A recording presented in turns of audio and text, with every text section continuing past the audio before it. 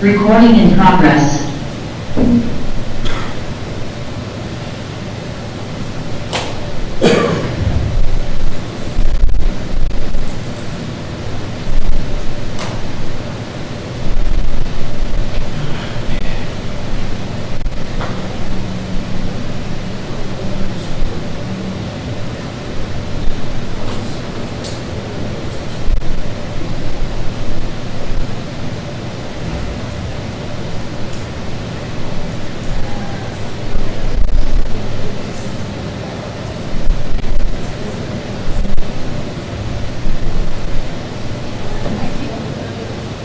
Well, good morning, everyone. I want to welcome all of you to this Board of County Commissioners meeting on this Tuesday, June 4th, 2024. It is now 9 a.m. I'm going to call this meeting to order. Please rise for an invocation by Commissioner Tony Haas, followed by the Pledge of Allegiance by Commissioner Luis Lopez. Dear God, thank you for the opportunity to see this new day. Please help us to overcome any hurdles we may encounter today. Please give us the wisdom and the guidance in everything we do today, so that our words and actions honor you more.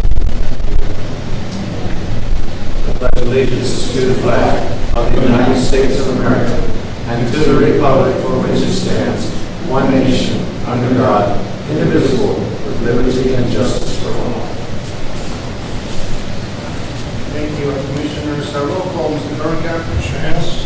Here. Commissioner Wiesel. Here. Commissioner Houston. Here. Approval of the agenda. Do we have any changes to the agenda, Mr. Dorncamp? No changes, Commissioner. Entertain a motion. But we approve the agenda. Second motion. Commissioner Wiesel. Yes. Commissioner Hess. Yes. Commissioner Houston. Yes. Well, good morning, everyone. Before I open up this meeting and pass it on to my fellow commissioners, thank you for being here, and sincere apologies for the bit of a disarray, but the construction that's going on is going to be worthwhile. We're doing an HVAC project, and so this courthouse is going to be given back to the constituents, we hope, in a much better condition here. Just bear with us. And as we were just chatting a bit early on, I can only imagine back when the drafters of independence, when they gathered together, possibly in a barn, right? So this is not too bad. So thank you for being considerate, and just bear with us, and once again, welcome. On that note, we are going to go to Section 2. There is no items on that. Section 3, reading of correspondence, Commissioner Committee reports. Commissioner Luis Lopez. Thank you, Chairman. Good morning, everybody. On the 23rd of May, the South Central Council of Governments convened in Walsburg, Wortham County, for our board meeting, and some great results are coming along in the Wortham County area. The Elder Center, what it's called, is a senior center, but it's on Elder Street, so nice play on words, how we're going to name it, is under construction. And we got a tour of the facility, and it's also be a future site on the same location of our bus barn. And we have Aaron Lopez here today, our Director of Transportation, who caught, who's going to be speaking with some public comments on that for update of the talk. But some really great activity going on in council governments, and especially in the Norfolk County region. So I'm very proud to see the activity we're working on over there. We did have a very special moment. We had a retirement of Mr. Ray King for 26 years with South Central Council of Governments in adult services and healthcare. And so we were able to meet and have a nice special dinner for her in Baltimore last Friday as well. So our best to Mr. King in the future, and we appreciate everything that you've done for South Central Council of Governments for over 26 years. And the rest of it, business as usual. Moving on to the next meeting I had the next day was on passenger rail. We've had quite a few meetings with that. That was with the executive committee. The executive committee at that time has made the announcement to suspend a campaign at this time and wait until 2026 for a ballot measure regarding funding. Due to some circumstances of polling, which was strong, but was just too short and not enough money to be a successful campaign at this time for 2024. And the legislation did pass two bills, which will be bringing in about $50 million to transit. This South Florida Rail will have a portion of that. Move forward with a couple of bills that passed in the legislature. So we're going to be okay with funding wise to operate moving forward with that. So that was mainly why the executive team decided to, in the leadership, make that recommendation to the board, which we did so on the 31st, and the board did convene and make the commitment to go in 2026 for about it. So the next couple of years will be campaigning and hopefully getting the footing we need to get that accomplished and have a successful ballot measure instead of a rush to get that done. There's still corridor identification plans being involved right now for these stations, and we're going to be placing those. Municipalities are heavily involved. We're going to be bringing Wayne Sanders with rail, I believe Sanders, to come to Los Angeles and Westfield County to discuss with civic leaders, county and city, and community to see locations for our train depots here. I'm not going to wait until we have the whole thing planned out for 20 years from now when I'm gone. I want this done now. So we can start identifying where our train will eventually come through that. It might be 15 years from now, but we better start doing that. So I'm going to be very proactive on that and invite it from the rail to our community. And I'll keep it short with that. CCI, the three of us were attending that. I'll let our board members, Tony Haas, discuss the CCI conference. And yesterday we had a meeting with Representative Leonard, John Lucia, County Commissioner of Westmoreland County, Commissioner Andrade from Broward County, and Senator Pelton, and Stephanie Rodriguez from South Central Council of Governments. We are visiting with them for the introduction of legislation to stop the TBR boundary changes and to request in this legislation to add another TBR to the State Transportation Advisory Commission. And we've got it blocked for this at this point from making that ruling and taking away our voice here in Southern Colorado.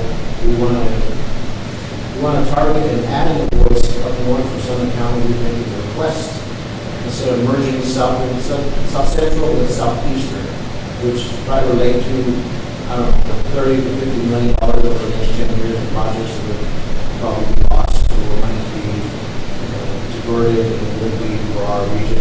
And I think more importantly, what it's going to hurt is the power of Otero, Platte County, the projects that I-25 is going to have that constant demand and need for improvements over the next years, especially with the I-27 infrastructure coming from that next region. So we averted that at this time. The meeting was purpose was to meet with legislators and start a plan to introduce the bill for next year so we can avert this whole process and add a TBR to Southern County.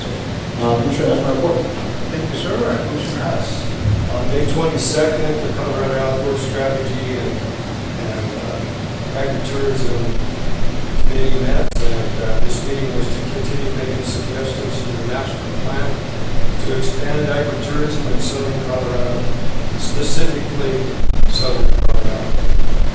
I was asked to fill the ag seat, and so I submitted my application to the commissioners, and we'll see if the governor will put me in that position.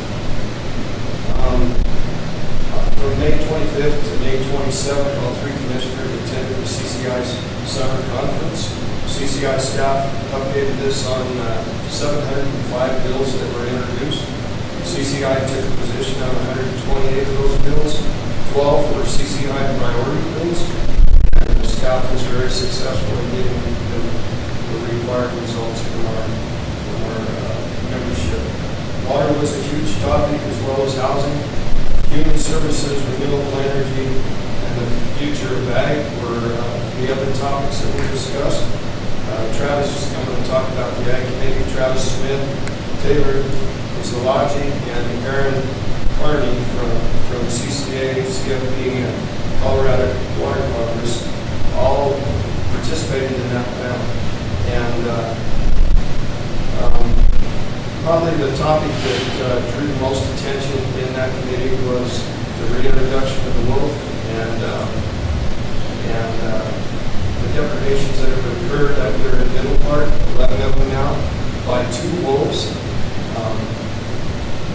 It's disturbing to think that CPW and the governor and DNR haven't paid that individual, that ranch. It's all off of one ranch, 11 depredations off of one ranch. And it's a young family with 3 small girls and operating on borrowed money, bought the cows, the wolves that have paid 11 of them, and they haven't been reimbursed for any of those yet. It's been 6 months since the first depredation. It's really disturbing to me. And also, they haven't defined chronic depredation. And if they would hurry up and define chronic depredation, lethal takings would be available at that time, because it's slaughtered 11 head of cattle on that one ranch. And they're going to continue slaughtering them because they have a den there and they have pups. And they keep coming back and forth every 2 days to take down the cow. Anyway, because of that, I made a heartfelt plea to everybody who was in the audience, because I know they're all passionate about ag, and they wouldn't have attended that ag conference. And I asked them to join me and CCI. I'm going to see if the CCI board and from CCI as a whole, as an organization, to write a letter of opposition to the reintroduction of 15 more in November until they get their problems solved. They need to reimburse that rancher, and they need to define chronic depredation. When the governor addressed us at the governor's statement, he told us in that meeting that they were considering 200 more wolves to be reintroduced in Colorado. Enough said on that topic. I'm going to wind up. End of my. Well, we were able to corner him. We did ask him that question with the plant list, so thanks for doing that. Yeah. Thank you. Let me make also an announcement. At 10 a.m. we have a public hearing. Regardless of where we are in this particular meeting, we'll start the meeting to enter into this public hearing that we have scheduled and published. So my report kind of following up on the Colorado County Scheme Conference. Pretty interesting conversations around as well on the behavioral health that is going on throughout the state of Colorado. One of the questions that we asked the Behavioral Health Administration Executive Director is to have enough reach and accessibility for all rural Colorado and frontier counties like Los Animas County.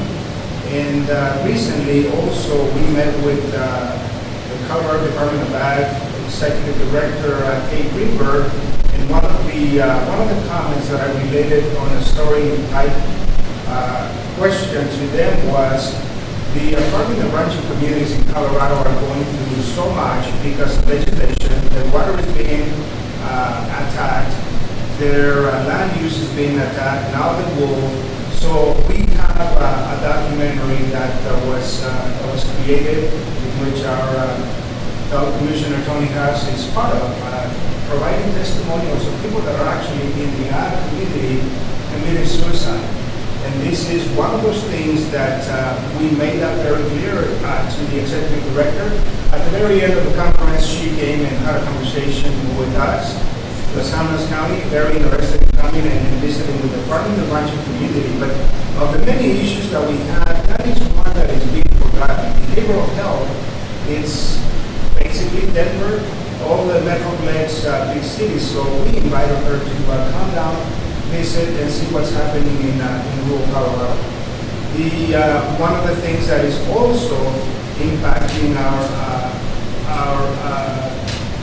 communities is these unfounded mandates and regulation. For the farming communities now, there's a minimum wage that they must pay, and for a lot of them, which is, it's fair and it's okay, but at the end of the day, they have to comply with all, basically as a small business owner, they have to do reporting. So this is something that they are not accustomed to. So we'll continue to be a voice for for our farming and ranching communities, because at the end of the day, the legislature is going to pass bills. The kind of the core of the conversation was 705 bills, and the governor jokingly said, well, maybe next year we won't have about 5 bills. Of course, we knew he was kind of playing with us, but 705 bills, and when you think about the average of about 600 in the last 5-6 years, you do the math. Colorado has a lot of legislation that we are having to translate, implement. One of them, which it is the property tax. There was a huge conversation around property tax, and our county assessors are going to be going to their conference in a couple of weeks. And the job of the county assessor is to translate the legislation that came via Senate bill that was basically introduced 3 days before the end of the session. And although it was clearly stated at the conference that the legislation was not introduced on the very end of the legislature, yes, it was. It was introduced 3 days before. We had a blue ribbon committee that was working on all the ins and outs of property tax. But the actual bill basically was introduced 10 o'clock of that particular Monday. I believe it was May 6th. That was introduced, and they had a hard deadline that if it wasn't introduced by 10 a.m. of that Monday, then we would have to postpone that to the next legislative session. But nonetheless, a lot of the challenges our county is going to be encountering some unfunded mandates with having to procure software systems, having to hire additional employees simply to implement the Senate Bill 233. So, as Commissioner Haas and my fellow Commissioner Ms. Lopez said, we have a lot of passion. And the San Luis County, I tell you what, we put the county on the map at this conference. In a very sincere way, we actually wore t-shirts that said Lopez, Lopez, and Haas. So they know that San Luis County was in the house. So It was stated that sounded like a shaky offer. and so from that, as the job is very serious, we appreciate the trust from our constituents to send us there, but have a voice and be a voice at the table. So that was an incredible conference. I really enjoyed it. It was a lot of great information, and for that, again, we have links on the San Luis County website to all the legislation that could and will impact counties throughout Colorado. So from that, we're going to go ahead and move on to the next item, elected officials updates. Since we have one of them in the audience, Ms. Amaro, would you care to give us an update? Good morning, board and everyone. Sounds like you had an interesting conference also. I am looking forward to ours. We will be headed to Assessors Conference in June. We will be on June 17th through the 20th. The majority of our conference is going to center around the Senate bill and how we're going to break it down. We're going to have legislation there. We're going to have our attorneys, of course, 64 assessors, Department of Taxation, and we will be breaking that bill down to hopefully get a better understanding of what we have to do. Currently, just to give you an update, we do have counties that their software companies are dropping them because of this Senate bill at this moment. They do not have the capability, the time, the manpower to build code, rewrite code to accommodate what this bill is going to require should the two initiatives in November not pass. That's going to be a large topic we discussed too, is how both of these initiatives work in conjunction with the Senate bill, which they don't. If either of the initiatives pass, then the Senate bill dies right there. But as assessors, because of our timeline and because of the way our timeline works, we already have to start preparing because this bill will affect what we do this August and November when we have to certify to cities, counties, fire districts, ambulance districts, school districts, and everyone. The Senate bill as it writes now is being passed that it's going to save you local property tax. In a sense, it's just transferring dollars from other entities to school districts. Because school districts will have a higher assessment rate, all other entities will have a lower assessment rate. We're just going to be paying into your fire fire districts and your ambulance districts a little less funding and shifting it towards the school district. So please do not anticipate seeing a drastic decrease in your actual tax bill. That at this moment is not what this bill is going to do. This bill essentially was designed and written to put local property funding to school districts so the state doesn't have to use as much of their state budget to fill and to fund school districts. It's going to be off the local level. That's what they're transitioning to. So we are trying to, currently our software system, as I told you a couple weeks ago, is not, we don't have the capacity to implement this bill yet. Thank heaven we are on the Tyler technology system. We're working in conjunction, getting the ball rolling, but everything's sort of on pause at the moment because we really don't, Tyler doesn't, from their government processing side, they don't want to put the funds and have to pay people to start this programming because we're waiting to see what the Colorado voters tell us in November. So it gives us literally a 30-day window to either flip the light switch on, go for the Senate bill, or flip the light switch off. No, don't go for the Senate bill. I will have a better understanding of both of the initiatives. Reading the ballot initiatives myself, and I am not an attorney, just my interpretation as an assessor, they're not going to do as much harm as we're running the numbers of the total state. One, you have to get to a 5.5 increase, and one's a 4 point something revenue increase. Even with the largest valuation increase we saw, we were at like 3.4% increase as a state. So these ballot initiatives, it doesn't look like they would kick in unless we see another very large, drastic market upturn. Which, speaking of the market, we are starting to see the housing market. It's not slowing, but it is not as hot. It is getting a little cool. Things are on the market a little bit longer. I think a lot of that personally has to do with the lending situations and that sort of market volatility.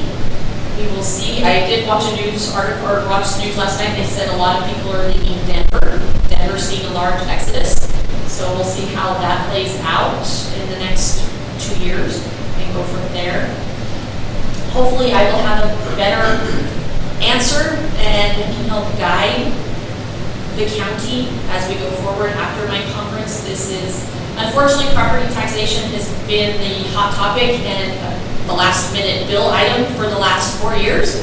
We're hoping we can kind of get that shut where if they have bills, we get them towards the front of the bill session and not the end, because they did not give any assessors, Department of Taxation, none of us had time to really digest the bill that was put through literally on the last 2 days of session. So it was more or less, here's what it is, and you're just going to have to make it work. As I told our Assessors Association, I've been the past president, past vice president. I'm also the president of the Tyler Technologies Working Group. Unfortunately, assessors, we are too good at our job. We will work ourselves into the ground and do whatever we have to because we do our jobs. We uphold the law, we implement the law, and we will do whatever we have to make sure that the law does get put in place.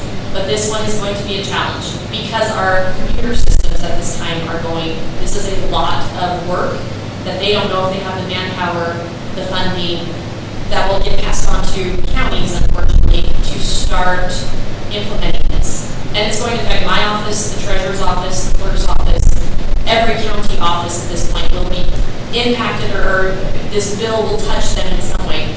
Because if the initiatives fail, those entities that have been de-Bruced in the past will have to go back to the voters to get around the new Senate bill, to opt out of the Senate bill. It will be interesting to see which of the three the Assessors Association prefers after your conference, because I will let you know. I will definitely let you know. It is going to be, like I said, as far as legislation goes, when we take our oath of office, we uphold Colorado Constitution and Colorado Revised Statute. We will, if this Senate bill is what the people deem has to go forward, we will get that in. But I do want it to be known that it is not a property tax savings. It is essentially a shift of funding from all other entities to the school districts. It's a shoving. And that is where I myself am very upset that it was touted as a tax savings when in reality it is not.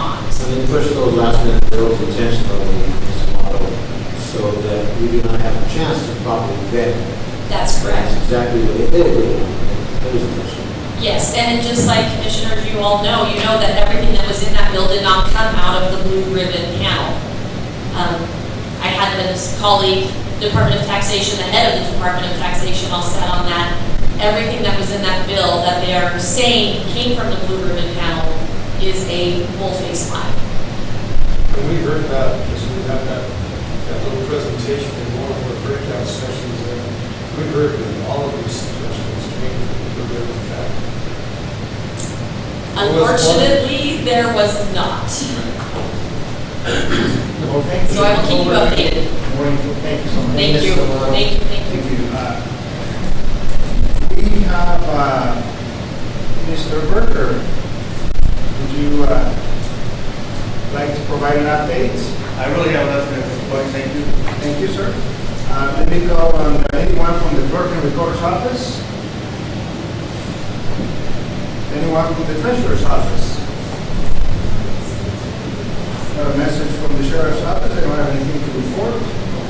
Anyone from the district attorney's office? Hearing none, we're going to go to the next section 5, presentations.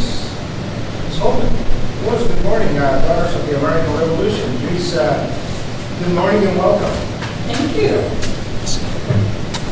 Good morning, commissioners, ladies.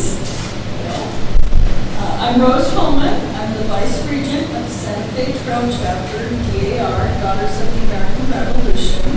I'm here today representing the DAR Literacy Promotion Committee and share the accomplishments from receiving the Los Animas County nonprofit grant.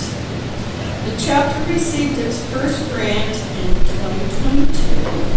The chapter put together 73 Constitution Week packets to be distributed to Fisher's Peak in 4th grade class.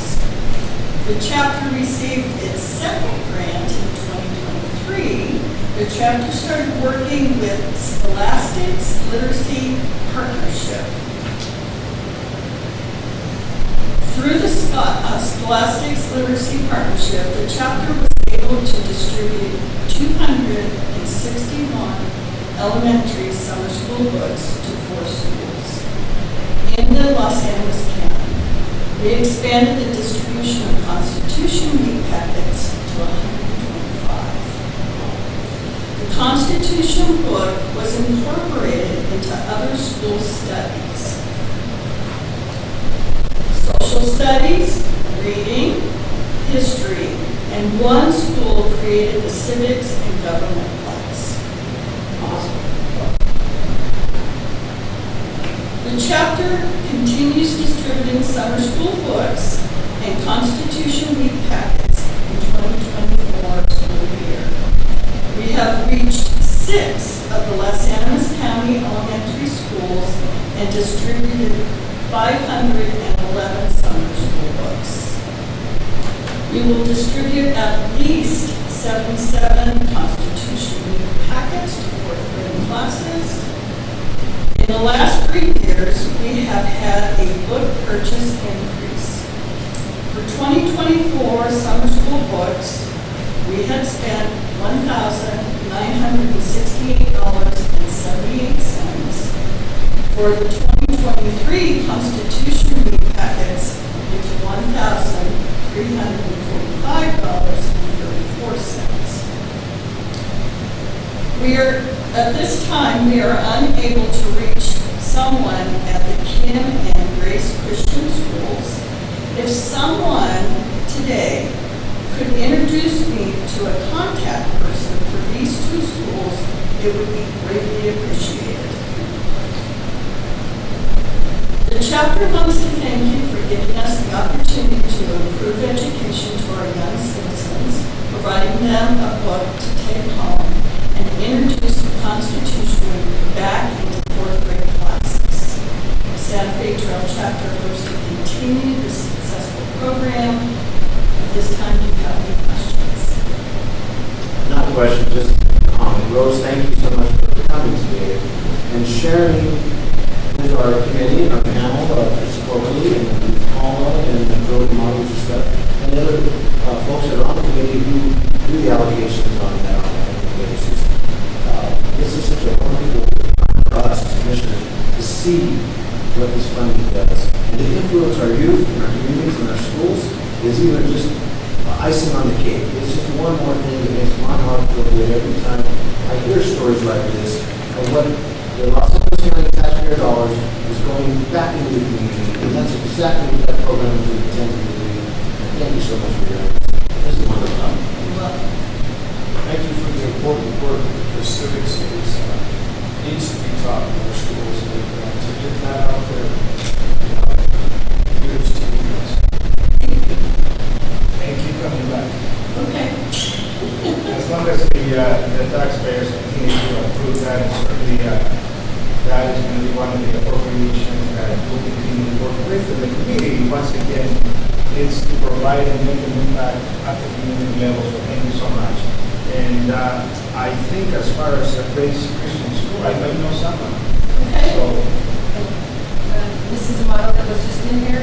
Yes. May have a contact for you for the King Schools. She deals with her children go to Branson, but Branson and King combined a lot. Okay. So we may speak, she may have somebody for you. Okay. I'll in their office before you leave. Okay. Should have that information. Okay, thank you. I appreciate that. do you want to give your contact people? So, I have. oh, you have, okay, very good. Thank you so much. I'm sure. You're welcome. Thank you. I have Bob. Let me make sure I got roses here. I do. Okay, very good. Hasn't changed? No. Thank you. Thank you so much. We're going to go to public comment, and let me remind everyone that public comment is a 3-minute timed presentation to address the Board of County Commissioners, and just to keep this pretty much within the parameters of the time, Mr. Gordon Campbell will put the time on the screen. So let me call on Miss Lisa, and I'm going to probably butcher your last name, but let me try. Schlattershausen? Schlatterhausen. Very good. It's easier than it looks. There's an otter and a house in it. At least the American pronunciation. Well, good morning and welcome. Good morning. Thank you very much, Commissioners, for giving me the chance to talk to you this morning. Basically, I just wanted to introduce myself and let you know that I'm here in the area. I am the new program coordinator for Southern Colorado Economic Development District, or SCED. I serve the 7 counties here in the most southern east portion of our 13-county district. So I'm here from Los Angeles County up through Iowa County. As you know, SCED has been designated as the 13-county economic development district here by the Department of Commerce Economic Development Agency. We focus on community economic development, small business development, workforce development, and infrastructure improvement projects. I believe my supervisor, Leslie Mastrioni, was here a couple weeks ago, or a month ago or so, to tell you that the Colorado Broadband Office gave us an additional grant to serve Highway 12 here in Los Angeles County. And then last week we found out we got another grant from the Colorado Broadband Office to serve additional communities here in Los Angeles. I believe it's El Moro and San Fe Trail grant communities, but I'm not 100% sure. Leslie would like to come back and speak with you with more details on it later this month, early July, as she gets more of those details. I think we'll give time. I would like to leave you with my business card and flyers of our services that's available to the county and the municipalities here in our district. So we have 2 tiers of service: our core service, and then we just rolled out a fee-based service for some additional services that some of our smaller municipalities could use to help offset some of their workload.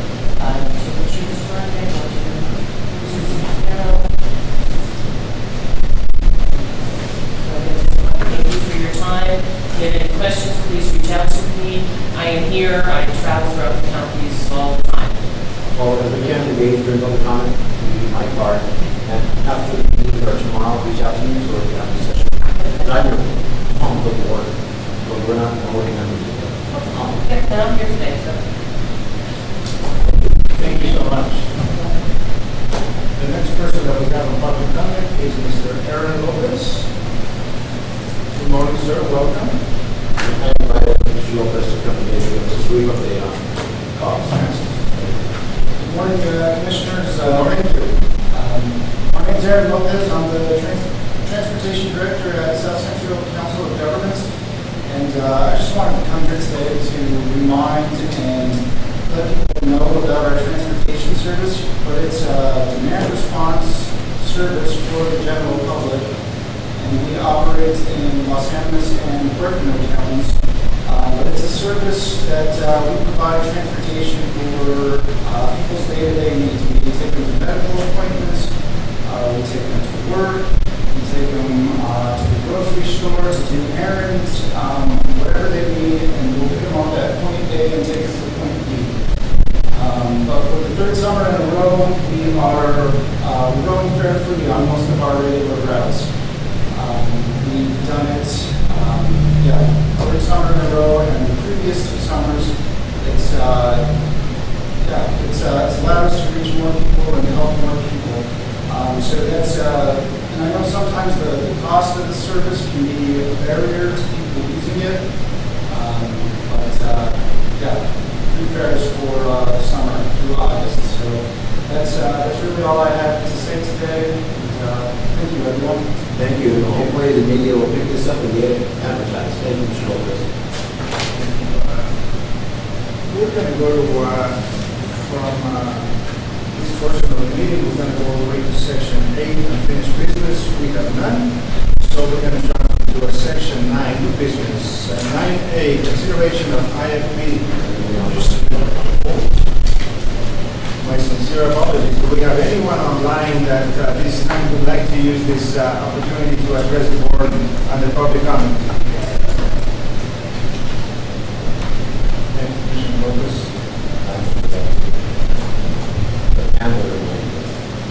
Anyone online, once again, that wishes to use this time to address the board from commissioners under public comment?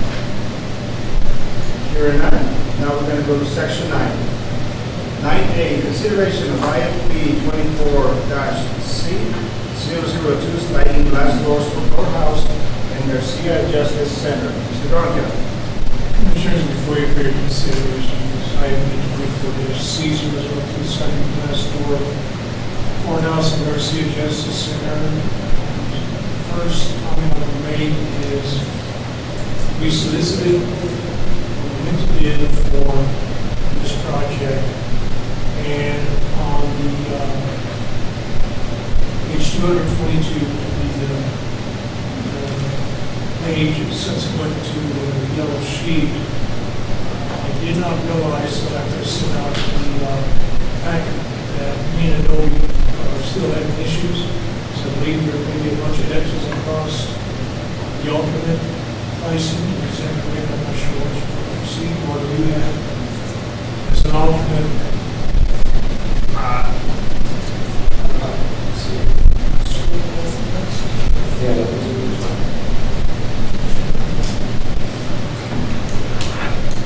Under this alternate according bipolar, those numbers have been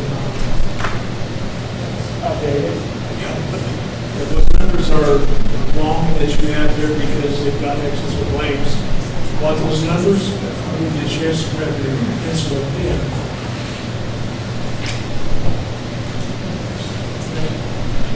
What those numbers should be is the alternate for the courthouse, $141,469. $141,469. And for the Justice Center, $40,472.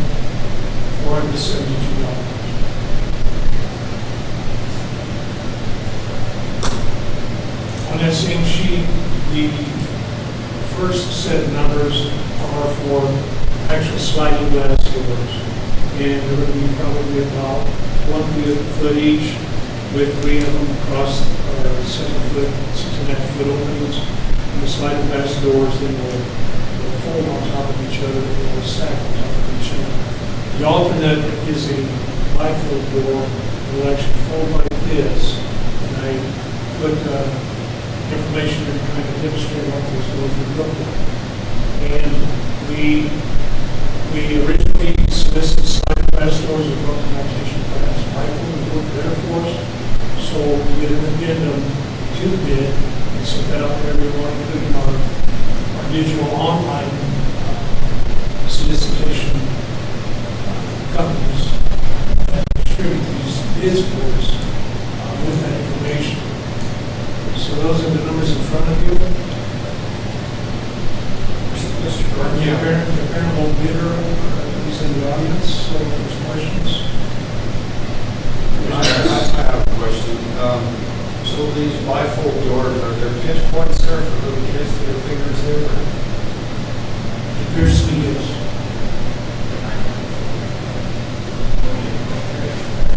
Yeah, come on. Well, we have the same thing, usually stack the doors and slightly. Great, I can start some project manager, so I was asking Phil a couple of questions to make sure we give you guys a project or a product that you guys are desiring for our courthouse. It's kind of hard to hear with the AC unit you're asking about. Which ones? He's got it running. Thank you. You guys were asking about. Hey, good morning, with security. Good morning. So there were two doors, and what Mr. Dornkamp had originally asked for were like a sliding, and we had suggested a party bifold for cost savings. So in theory, there's some pinch points there, but I have the cut sheets here, which I included in that packet too. So the doors will part of the center and fold, but they have guardrails on the side to kind of prevent it coming out a couple of feet from the front. So you can't prevent every case, but there's definitely some ADA safety features built in there. So you're not going to be leaning on the door. It's got a guardrail that prevents you from being on top of that door when you're actually building this. I think, Commissioner, also, they're going to be motion detected activated, so as a citizen approaches the doors, they're going to open, it should be open. Unless the little kid, like you said, was up there, sticks your finger in there, and maybe a pinch was somewhere happening, potentially happen on the stacking doors also. So, Mr. Dornkamp, what is, traditionally, not being familiar with this type of industry, what's highly recommended? I think at the end of the day, we want to have, I'm looking for two things, of course, the longevity, safety, and then, of course, the easy access, the customer service friendliness that, you walk into any convenience store, back anymore, the doors pretty much are motion activated. Is that what we're looking at? And if they're kind of a bifolding, are they going to be able to do the same? Yeah, yes, so the more cost-effective submittal here with a company called Record instead of the Stanley that Mr. Dornkamp had asked for originally. It's on par, it's a similar product, it's a similar market, they're meant to do the same thing, they're both designed for the same purpose. So they're both reputable commercial companies all over the world. What is the warranties on that? Both the craftsmanship, the installation, and then the manufacturer's warranties on those doors? They're the same because they're competitors, so it's typically a 1-year workmanship warranty, and then these companies are really good at adjustments. They'll come back, if you change the HVAC or something like that, they'll come back free of charge and adjust that, make sure they're going. And their response time on any service issues is within a day or two. They're really quick on both products. It ought to help with disease control too. Like we were dealing with COVID and having our maintenance out there wiping those door handles down. We don't have to touch those. That ought to help. I have a few more questions. The security of them, I'm going to assume that they're similar to what we had put in the bid docs, that our security staff will be able to lock all three on the outside and leave the inside open or locked. I guess that's more of a wiring component of this takes place in either sets of doors. It'll be It's going to be critical to us. right. It's an integration setup which we accounted for. So typically, what you would do with an automatic door like this is essentially turn off the sensor. But since these have an ADA feature where they break open in case of fire or something like that, so you can push on them and they'll open up to let everyone out.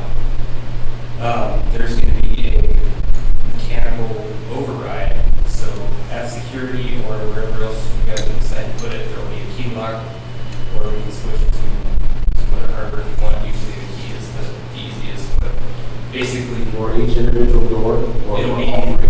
be the exterior set on one and then the interior set on another. So in an emergency, security, or like I said, wherever you decide to put it, can flip that key off. All the exterior doors are going to lock down, no breakaway, no nothing. And then, go ahead, sir. The sheriff's office, I don't know if that's a different item, but that'll be the same kind of setup, just on the interior set like we were talking about. And then security after hours, as you talked about, it being pushed out. How secure are they? Because we don't want someone inside the courthouse. Right, It's it's essentially, I don't know if you guys have that lock, that extra page, but it's a pin that comes down to each door, so it's going to take some serious force to open those doors if they're in lockdown mode. And then what about the lockout mode if this courthouse is sitting, a fire starts in or after hours? And I guess that's something that we would need to coordinate with Trinidad Fire so that they would have access to get in, I assume, push button or something, panel, or how does that? So the two pairs, so the middle pair and then the one to the north, are going to have key function still. What we can do is integrate the lockdown on the automatic door into the fire system. So if the fire alarm goes off, it'll trip the door to automatic, but there's always going to be access on the door with the key. So Trinidad Fire can get in Right. from the outside after hours. Right. Regardless if the automatic doors are lockdown or not, they still have key access. Wind, bifold doors, I'm going to assume that they're going to fold towards Maple Street. And how's that going to work with the winds we have in the west? It shouldn't affect, because that's one of the things I had asked about that. In my personal experience, we've done similar doors on other highway environments, so it shouldn't be an issue. He wasn't worried about it, even with higher gusts. And then how big a swing is that bifold going to have? I guess it is about 7 feet across, so theoretically 3 feet, is that? It'll be less. So a foot and a half? It's hard to say without having a firm shop dimension for the dimensions down there. But I mean, it'll be less than 3 feet, and that railing is going to go out farther than where that door's going to swing out. That's part of their design. So once we get finalized shop drawings, you'll be able to see like the actual measurement. It's just kind of hard for me to give you that exact, 3 feet, whatever inches, until we get this finalized. And then the detection zone, when a citizen approaches, we have some type of detection mechanism. Door say, okay, open. Is that going to be adjustable? It should be. The timing, the window for detection, the speed the doors open, that's all programmable, adjustable based on the And how much force, for instance, if the little guy gets in between it, it's shut off like an elevator door so it doesn't potentially cut a finger off or something. I would have to clarify that, like the actual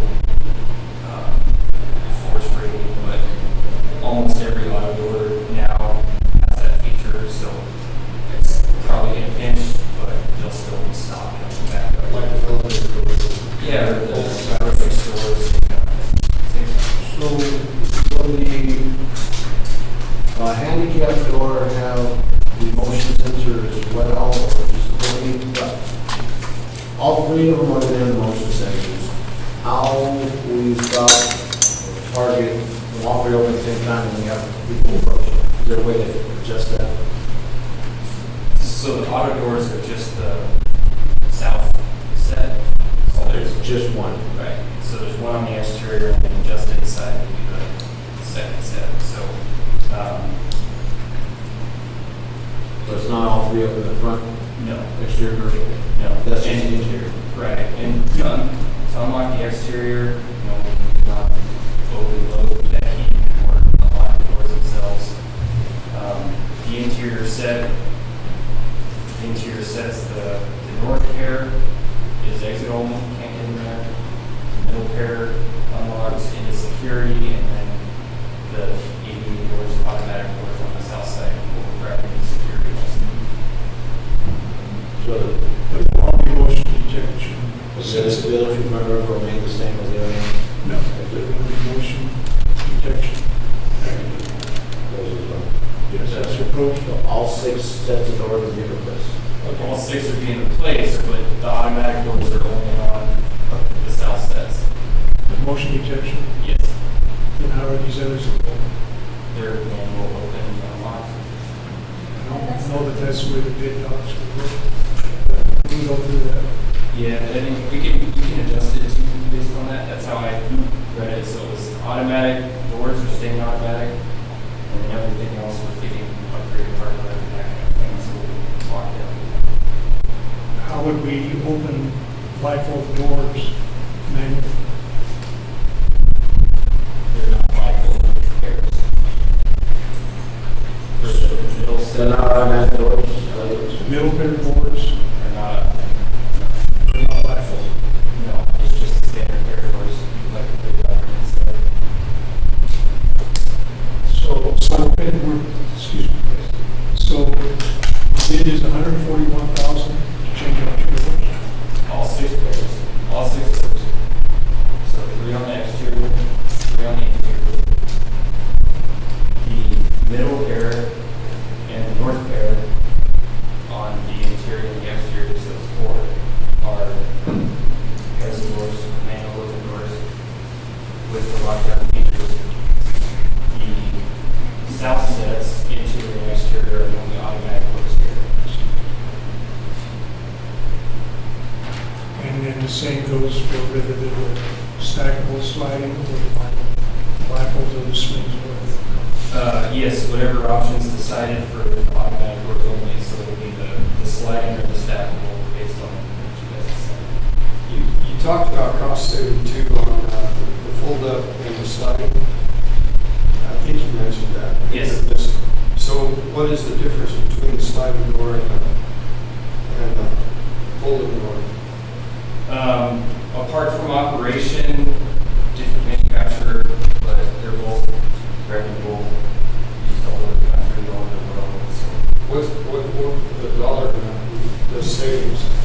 so the first set, because I have what I gave Mr. Camp here. So the complete set is for what was originally specified as Stanley automatic doors is a total of $230,640.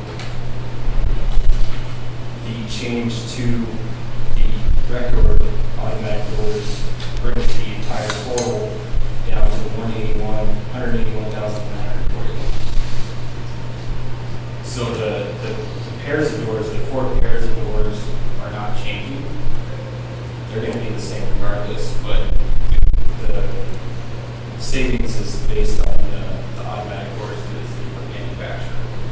And that total price includes what's going on at the sheriff's office as well. So we're looking at the 7, the 6, and the 1, that's the total bid that you 2 pairs, so interior and exterior of the sheriff's office. So for the entire project, it's 4 automatic doors and 4 manual pairs.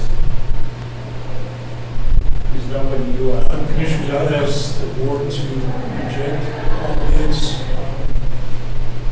because we want all doors to be motion activated. And I thought that's what we were getting on. Page 247 of our packet, your blue document states that. So apparently there's a breakdown somewhere here. No, we don't want to continue with hand operated doors. That's the whole purpose for changing out the doors, otherwise we're never going to. You will go and put another bid out. I think we have no choice unless you get Trinidad Construction bid, with the understanding that 4 of the doors will still be manual of the 6 here, and only the 2. What I prefer, is the other bid accurate to the description? If so, I would recommend we table this at this point to revisit that. So that Mr. Arquette reviewed. Right. I have not spoken with the other. Right, just because we have to protect ourselves from, if the other bid was to the specifications of the bid procurement or the bid documents, then we have to afford that opportunity to revisit it and review. So at this time, Chairman, I make a motion to table. Second motion. Commissioner Hess, Yes. Commissioner Luis, Yes. Mr. Peterson. Yes. Thank you. Thanks. Commissioners, we have 5 minutes recess. Yes. I'll entertain a motion to take 5 minute recess. So moved. Second? Commissioner Luis, Yes. Commissioner Hess, Yes. Mr. Peterson. Yes.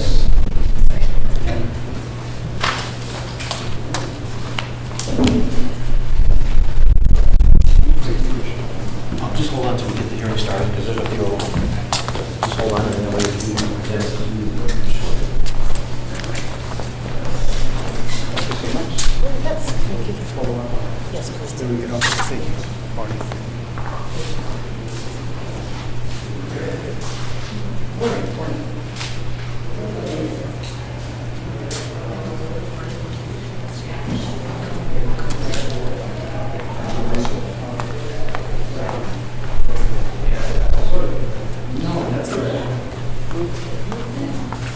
Anybody that's going to speak for public comment, you might want to sign up back there on that sheet. If you're going to speak for public comment in any of the public hearings, you'll want to sign up there on that sheet.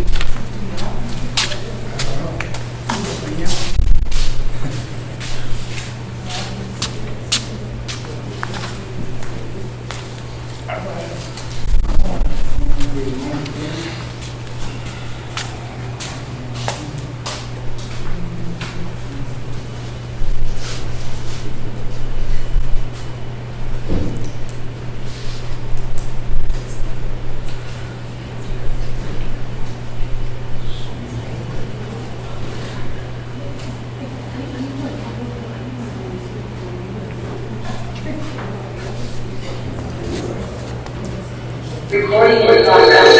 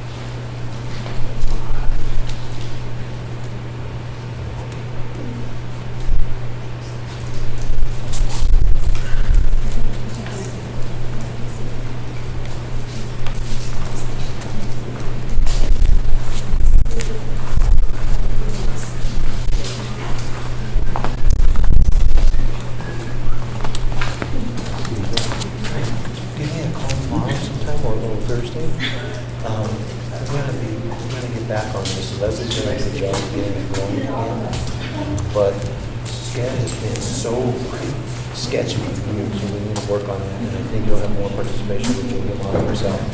We'll try to come with the members of it, because there's a lot of issues. Call me over and explain it. Okay. Where's home? Okay. Yeah, tomorrow was 7:00 we mid-month, right? Okay.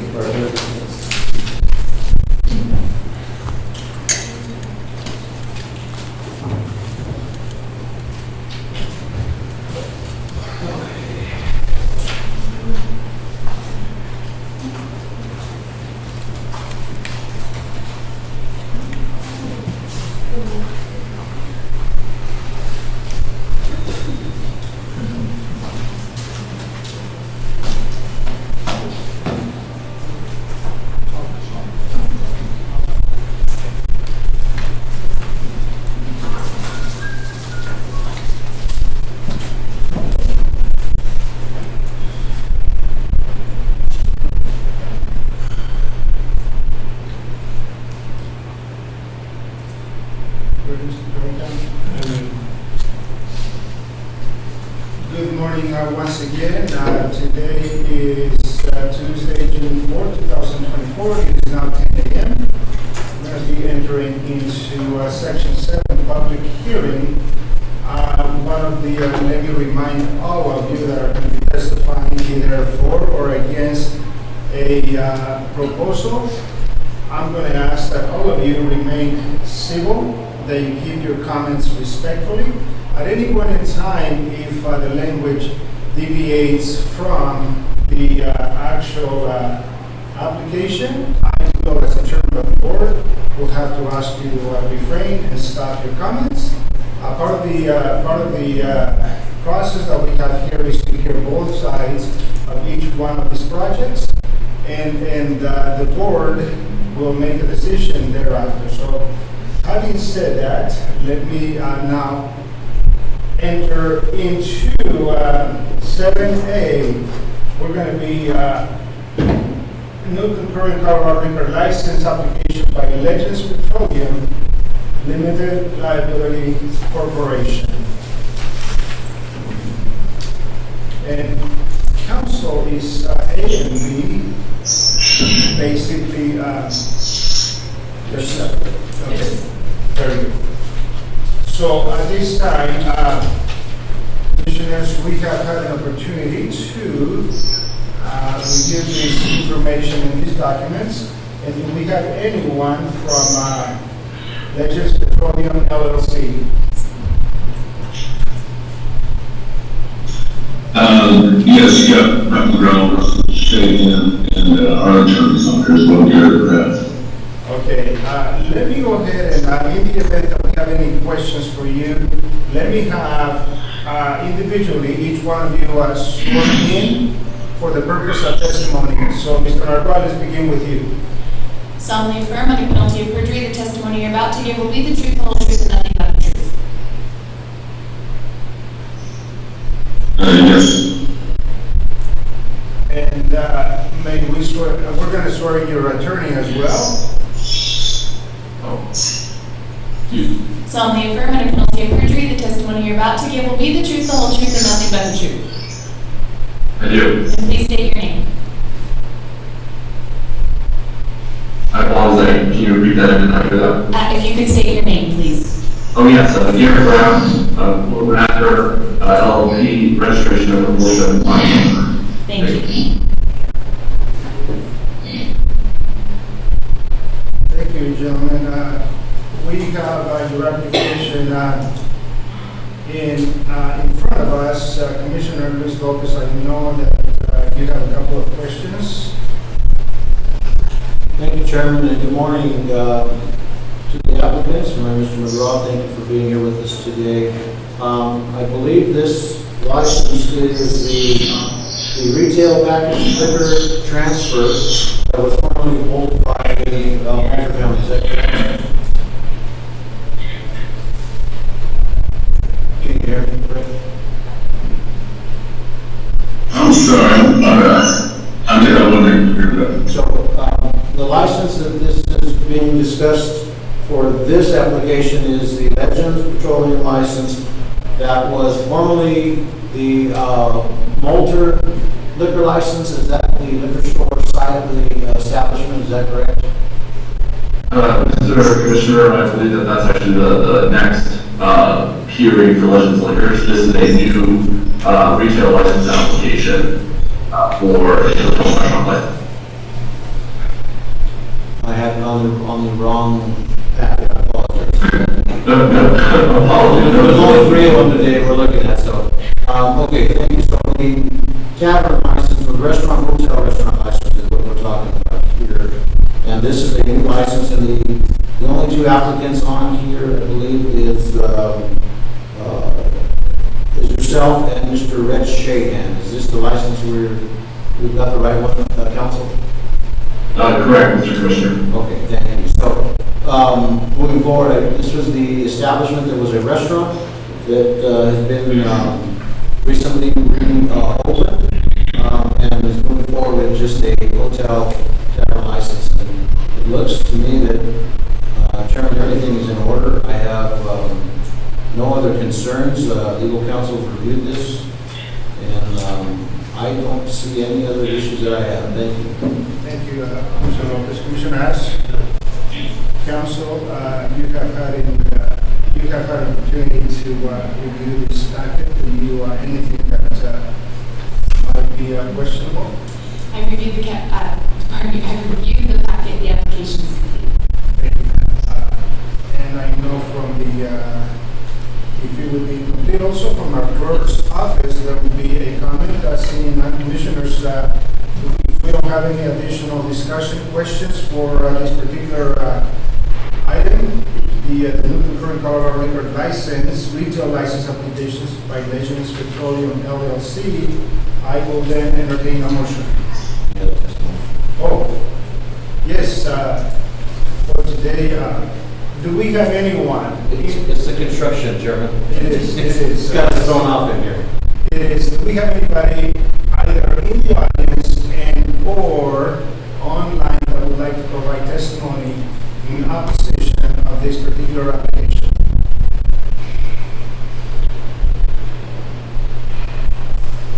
Once again, is there anyone in the audience and or online that would like to provide a comment in opposition of this applicant? Hearing none, and having no additional comments from the discussion from commissioners, I will entertain a motion.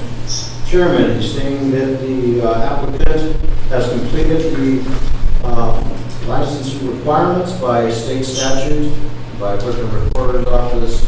I will make the motion to approve the Colorado liquor license application by Legends Petroleum LLC. Second the motion. Commissioner Hess? Yes. Commissioner Luis Lopez? Yes. Commissioner Felix?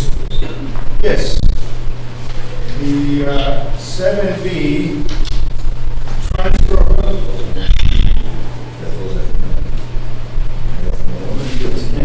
So, having approved that, this hearing is closed. Mr. McGraw and Mr. Brown, thank you so much. This hearing for this particular section is closed. And so now, we're going to be entering into the next one, 7B, transferring of ownership of a Colorado retail liquor license application by Legends Liquors Limited Liability Corporation. The same thing is going to be Mr.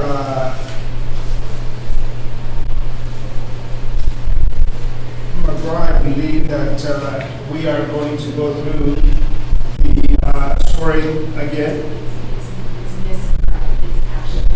Mr. Chairman, it's actually Mr. McGraw, Senator McGraw, and myself as the council.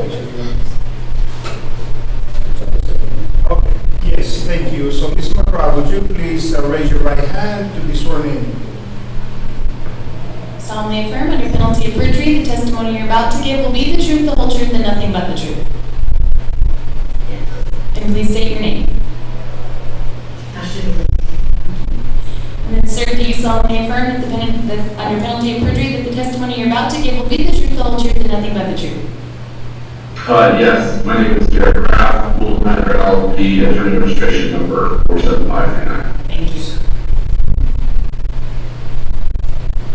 Thank you so much for being here, and thank you for submitting this application. Let me open the floor to my fellow commissioners for any questions.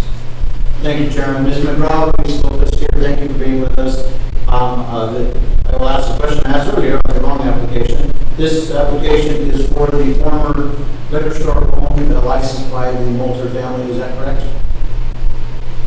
Yes. Or council, whoever prefers the answer. Correct.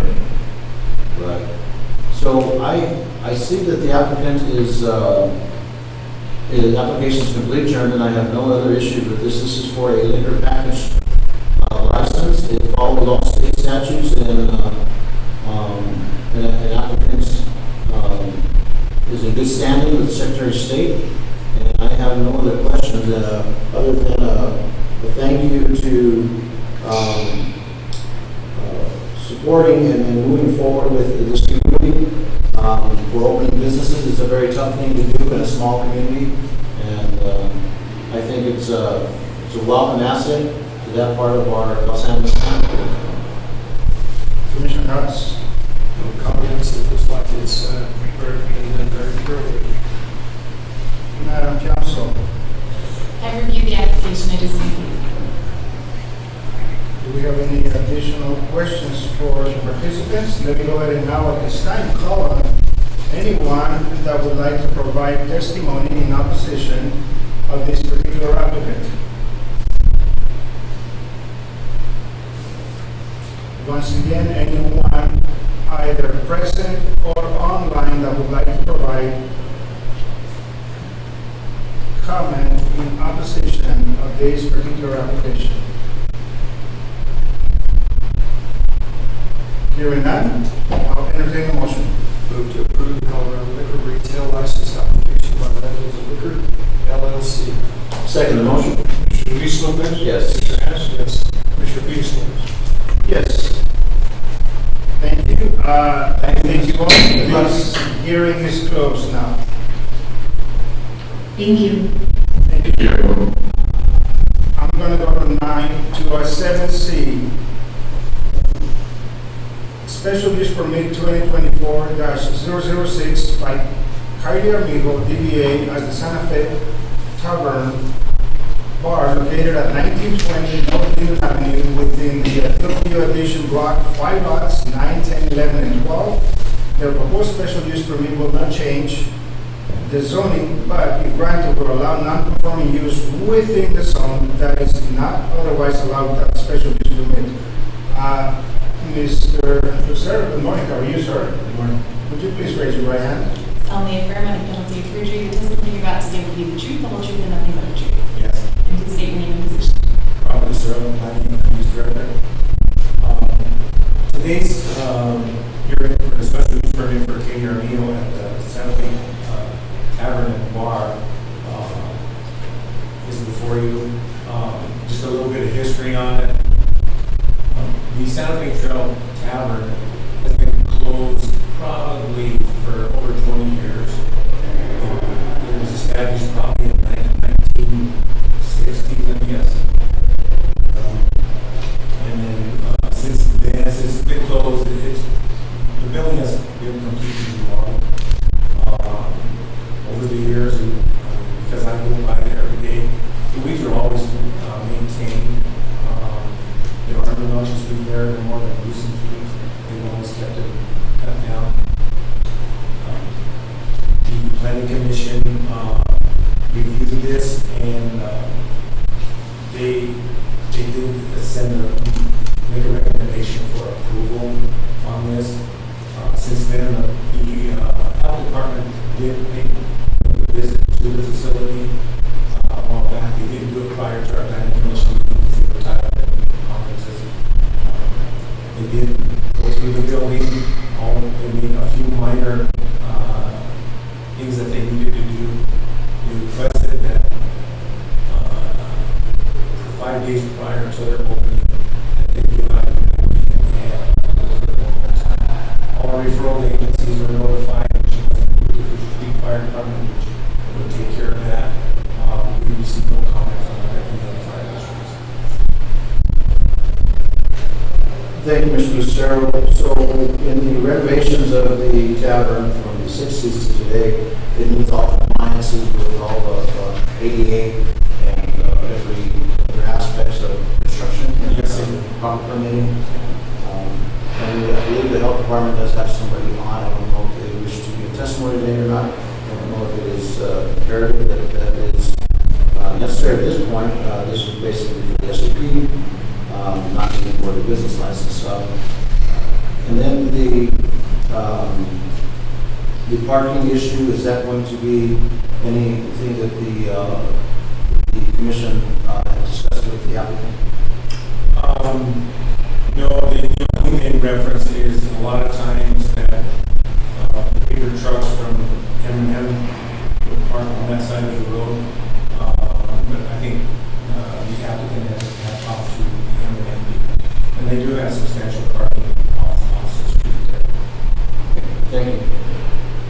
Mr. Commissioner Hess, Mr. Lucero, did the health department provide, I know on the application and on the report for the land use meeting that took place, he did say, and you just mentioned that the health department had not visited, not done the inspection. Do you have, are they going to be providing that in writing, the approval of the same? Normally they do, they provide me something. I have not received anything.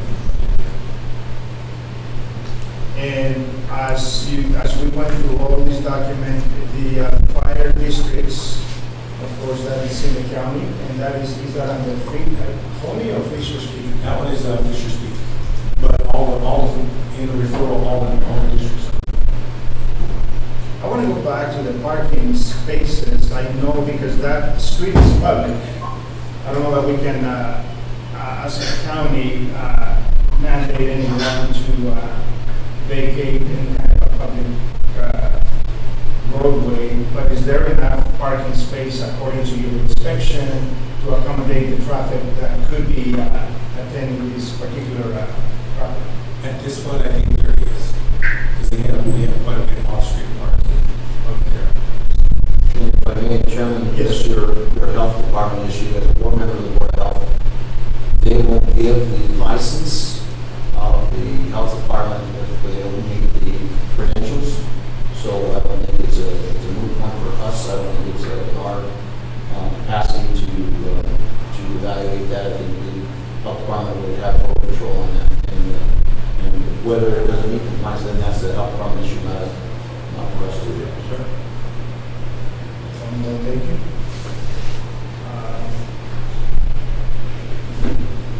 And I see that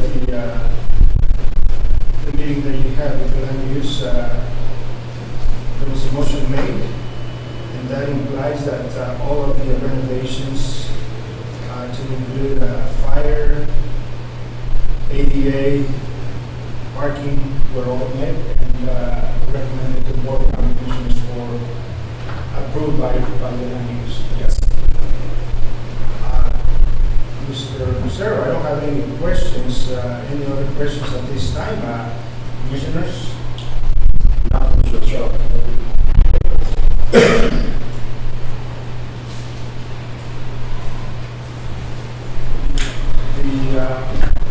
I would like to, do we need any questions for the applicant?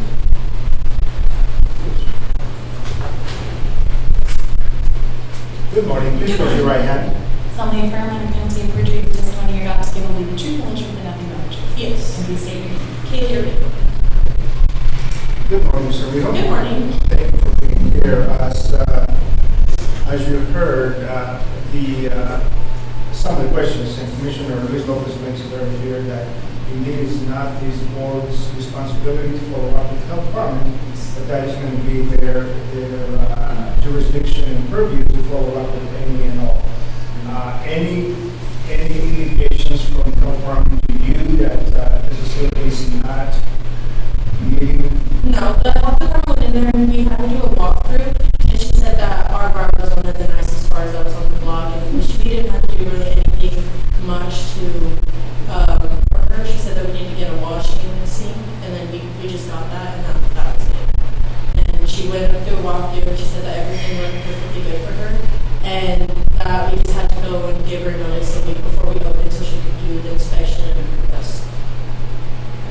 So I have to be careful in my question for you, Mr. Amigo, regarding the SUP. So I'm going to try to keep those for this one because then after this session, we have a license application for the liquor license. So I'm going to try to keep my questions separate and don't merge them together. So the question I have on the SUP here is going to be the building itself. I asked Mr. Lucero, but I need to hear from you regarding the compliance of the renovations and it meets all the ADA knowledge. Yes. Yes, it is. Issues and stuff. Have you reached out to the fire department as well? Yes, I reached out to the fire department and they said that it's the Fisher's Peak and that they have to go through a process to get them down here because they are paradise. And the intention for this SUP is to incorporate a business? Yes. And that business is going to be It's going to be a bar and grill. So we're going to have the full stove park there as well, consistently throughout the whole time that we're there. The health department also is allowing us to have indoor dining for the full stove.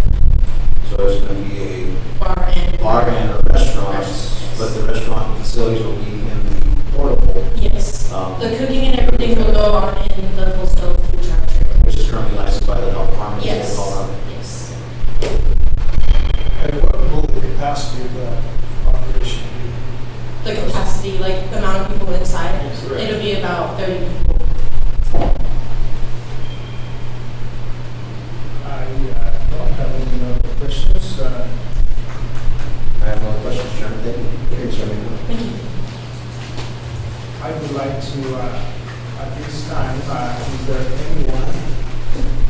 anyone else that would like to provide additional comments on the SUP? Yeah, comments. On the performance side. Which side? The special use permit, this is not for the liquor license? This is just for the liquor, this is for the special use permit of the building. The liquor license is after this, so.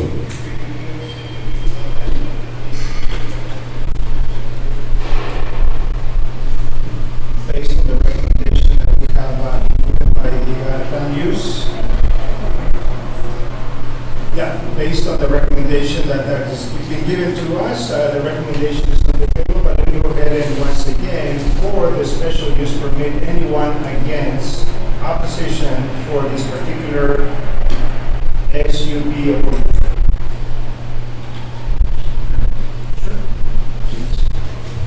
Yes. Go ahead and stand there, Mr.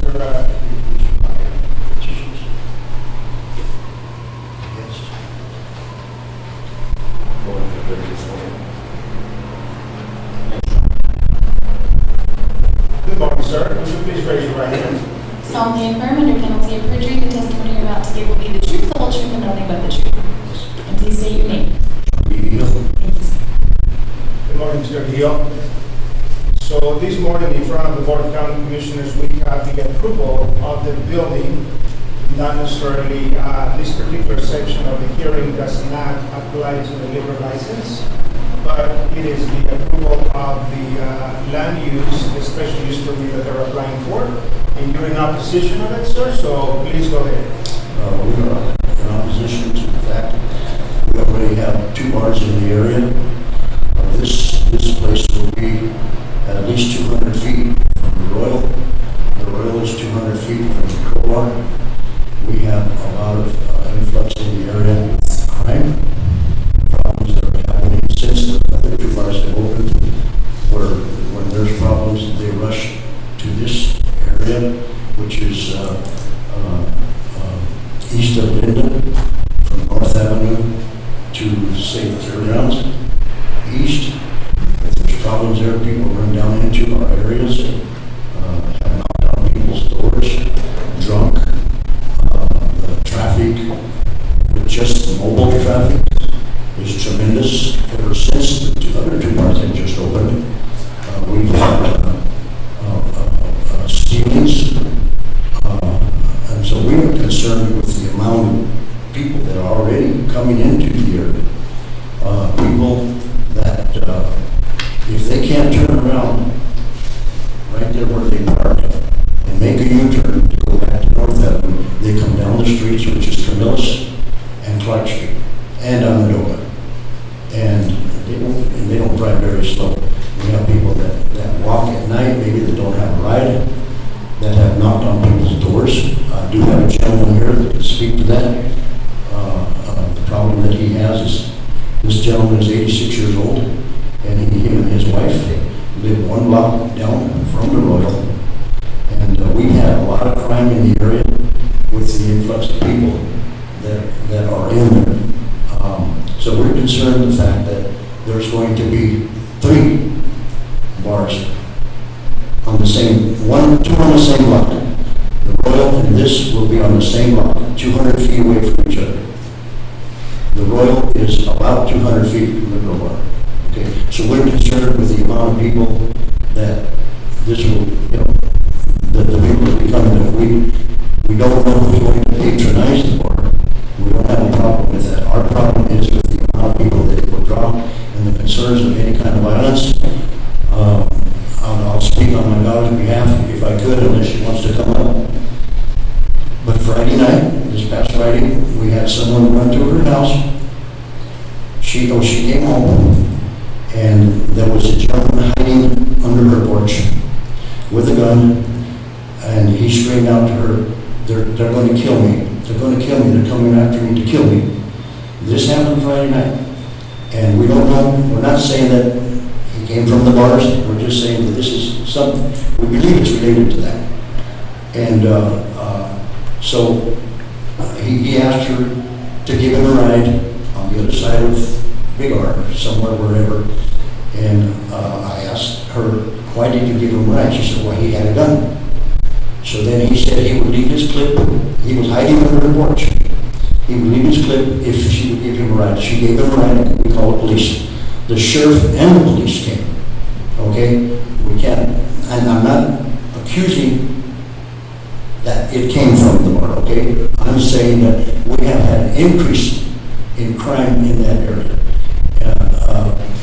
My car, I have a house that I have next to a tenant of mine, and in 50 years, I've never had anybody steal anything from our area. We have a very peaceful area. But where this happened about 3 months ago, and someone got into my van and took the head part of the engine completely off, separated from my engine. I've never had any problems ever. And I've been in that area for all my life. And also another issue is where someone came running. Also, and by the way, her house is about 300 feet from the Santa Fe. Okay. Now we had another issue where somebody came to her house and was hiding by the tree, and they said that they were going to beat him up. And I assume that that came from one of the bars. And I'm not saying it came from the bar. I don't want to say that. I just want to say that these are issues that have been happening that have never happened before. This gentleman right here, he's 86 years old. Him and his wife live 1 block down from the Royal and the Crowbar. And he's told me that people come down from the bars at night, walking or driving really fast, and he's just 1 block down, knocking on his door. And he knows that he knows, I asked him specifically, that he knows that it came from the bar. Los problemas vienen de la bar, ¿sí? Entonces, ¿estás seguro que sí que vienen de la bar? Sí, usted viene de allá. Mr. Rio, please talk to us, and what we'll do is, if he wants to provide testimony, he can do so. Okay, I have a interpret for me, by the way. This is an issue that he brought to me. I have also, in reference to some of my other people, I talked to a lady yesterday. She lives right off of Montego on Buena Vista. Walks her dog down that area, into that area. She's been intimidated in the past. And we're not saying that we don't know who's going to patronize the bar. But there have been parties there in the last 2 years that have been had there where we we've had problems. I've been intimidated, you know, when I drive in front of a place, and it's a certain group of people, and somebody tells me, "What are you looking at, man?" You know, stuff like that. I've had that happen to me personally. I live about 300 feet from this now bar that's existing, so I have other people that are on the list that have come to me and have complained about the problems that they're having. Okay, so our concern is the amount of people that are going to be within a block and a half of each other. There's 3 bars in, right, they're going to be 3 bars. To not be repetitious, Mr. Video, we heard your complaint and your opposition to this, but I have a couple questions for you, if I may. During the last year and a half, I believe, the other 2 establishments have come before this board and did the proper procedure and SUPs and liquor license applications. Were you available to come and oppose those as well? Yes. You were here to oppose those licensing? I didn't know that they were, I had no idea that they were going to open. The bar, the other 2 establishments? I had no idea they were going to open. I know them very well. I know Clyde and his daughter that opened up, when the center and opened up the Royal. And I knew they were working there, but I didn't know they were going to open it up. I had talked to the people maybe last year. So you did not attend those hearings to oppose it. So, a matter of fact, a couple weeks ago, one of the establishments, I believe it was the Royal, had another hearing to expand its patio area, and you were here for that. Did you not know? I heard about that about 3 days ago. You were here available to... No, I didn't know about it. Thank you. I just wanted to put that on the record. Thank you, Joe. Thank you, Mr. Video. Do you have any additional, your comment has been noted. Do you have any additional information, or would you like to call on anybody else that would like to provide comment in opposition of this, the approval of this application? Well, I think I spoke for Leslie. She's the one that had the problems. The gentleman here is the one that just mentioned that he's very concerned that people are walking down and having hot dogs. He's more than welcome to come back. You get his name on that?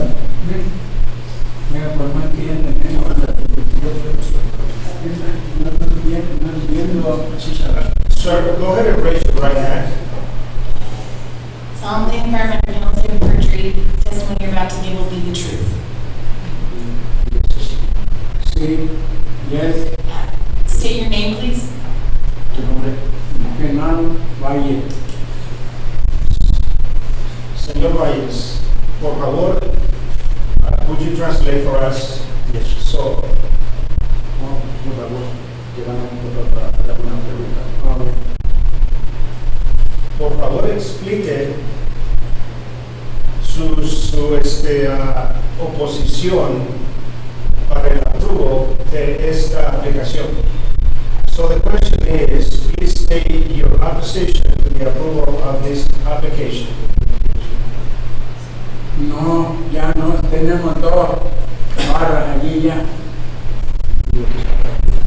Y pues tanto tráfico que hay en la noche, de las 12 de la noche, el carrerío y la gente caminando.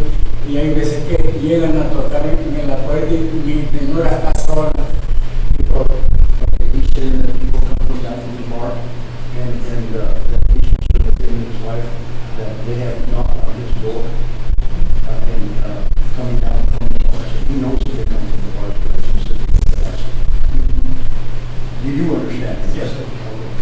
You- Yeah, for the record, we have to have it translated, so we know his comments. ¿Alguna otra cosa?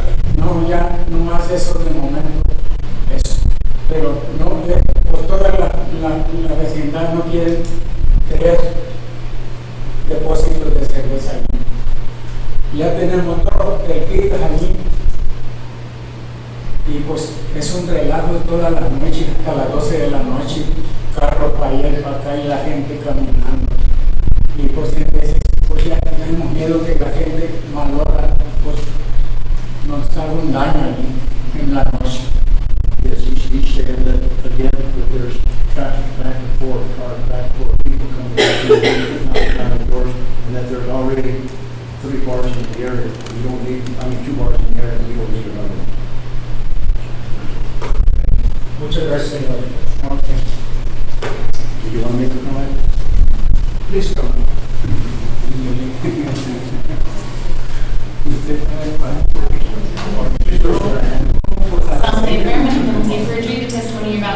the truth, the whole truth, and nothing but the truth? Yes. And please state your name. Leslie Neal. I'm just worried and scared about for the whole neighborhood because our neighborhood and our community is mainly elders, and they walk now they can't walk the streets. They go off the neighborhood. They can't do that anymore because of all the traffic that's coming from the 2 bars. And I know my neighbor across the street, she has informed me many times that the Royal has had many fights in the streets. And there was a stabbing, so, and then now that somebody had ran underneath my porch, I just came out of my house and he was, I scared me to death, and then when he came out underneath my porch, he had a gun. I don't know where he came from, but we've had so much crime and chaos ever since these bars has opened, and our neighborhood says the bars have been closed. Our neighborhood and community was finally peaceful, and now it's not anymore. And our elders aren't able to walk.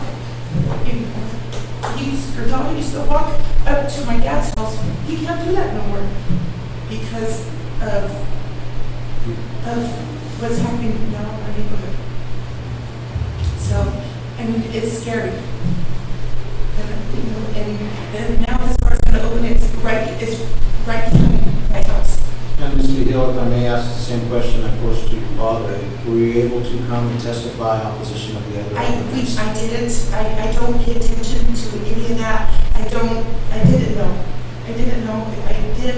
I would have come. How did you hear of this application being brought at this time? Actually, Jolly had talked to my dad and said that he was the only one that had came in the past. And if we would have known about this, we would have come. So he's the one that informed us about this incident today. So in the incident that occurred with the gentleman on the porch, what was the response from law enforcement in this activity? They didn't, just like the time before, that somebody had came from the bar running and hiding, they didn't do nothing. They said that there was no crime. They didn't do anything. They were on public street. But that they were just said that they would find the guy and tell him, let him know that he could not come on my property anymore, and if he did, then Were you able to ask the sheriff's department for more frequent patrols in the area due to this increase of volume of business? yes, they said that they would. Thank you. Okay. Anyone else? For in opposition? We're taking, come in, sir. Yeah, this is for opposition.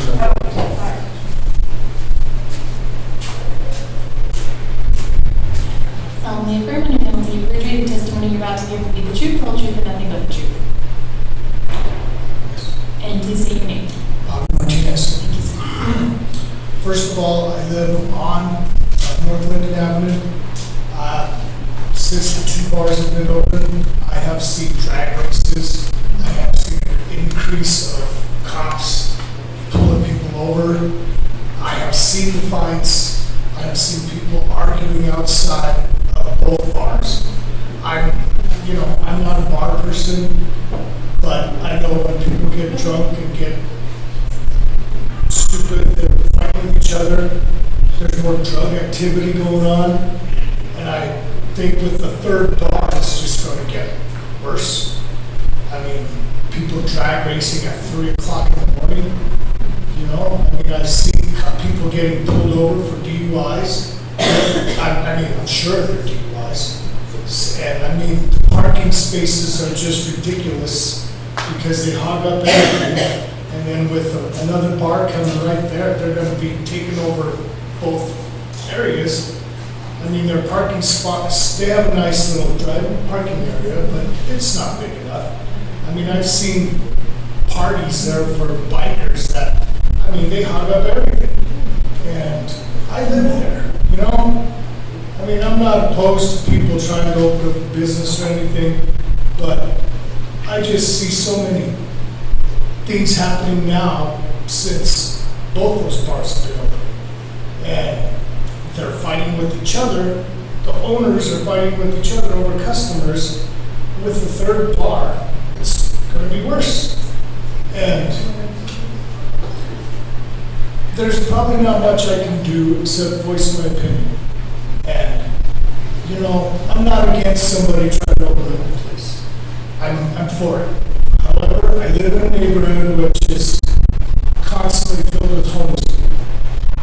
You know, they are attending the bars, and they have nowhere to go after, you know? So, I mean, they get into our campers, you know, they get into our sheds, and if a person's drunk, coming from the bar, they won't care, you know?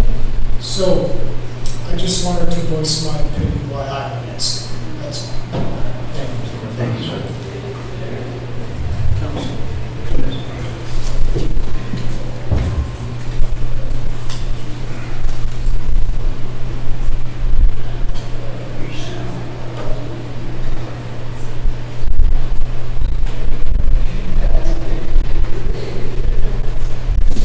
Anybody else that would like to provide comment, either online or present, in opposition of the approval of this application?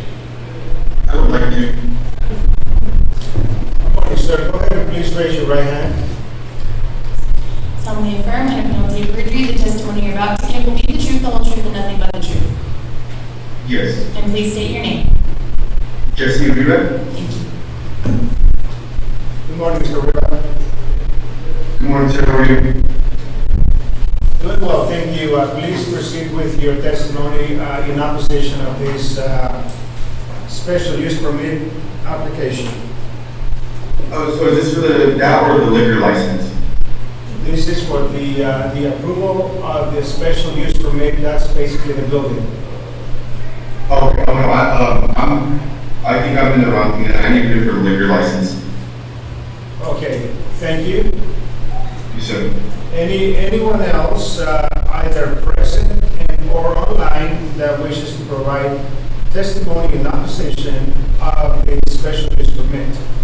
And I think, ma'am, you wanted to provide a testimony in support. Yes. Please come forward.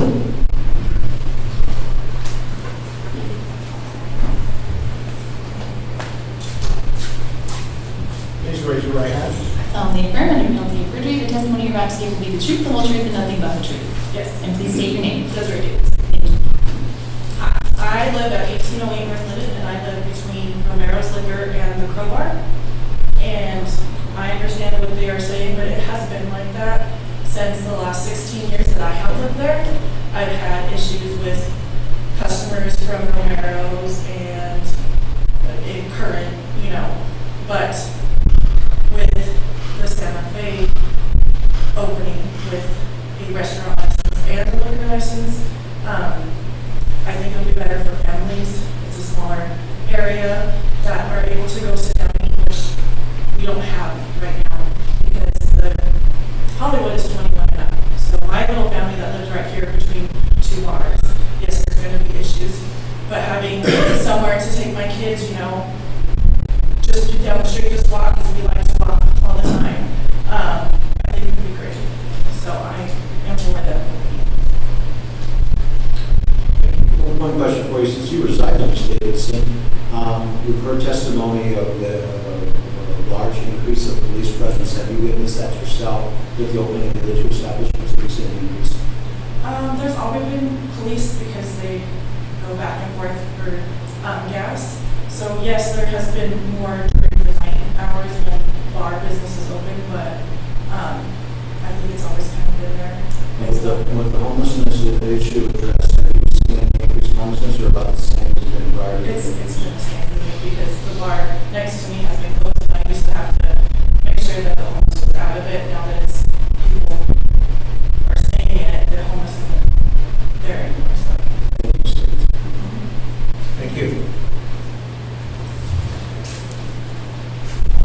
Once again, this time, is there anyone else wishing to provide testimony item 4?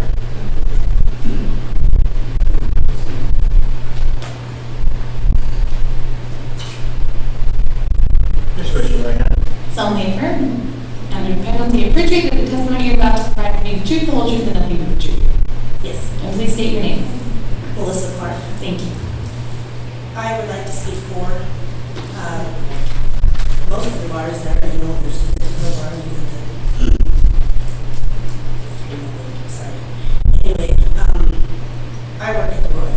I teach every Friday and Saturday. A lot of what you see when they talk about these fast cars, they're mostly residents that are zipping and zooming up and down that street. I myself have yet to see somebody leave the bar doing that. They're fairly late. So I'm in and out of the bar all day long, you know, if I have something to do outside, smoke a cigarette, whatever. I still have yet to see an actual patron from the bar act silly like that. Yes, you're going to have your occasional drunk guys getting by, drunk women getting by. That's understandable, you know, comes along with territory. But also, if you have your bartenders doing their job to control the alcohol, and cut people up at a certain point, you don't have these problems. And another thing I'd like to say is the situation he's talking about people coming and knocking on doors, this and that. If you go down the street right on the side of the Royal, there's this bar type thing back there where the local junkies hang out. I'm pretty sure that's where this neighborhood's getting a lot of trouble from. He had trouble.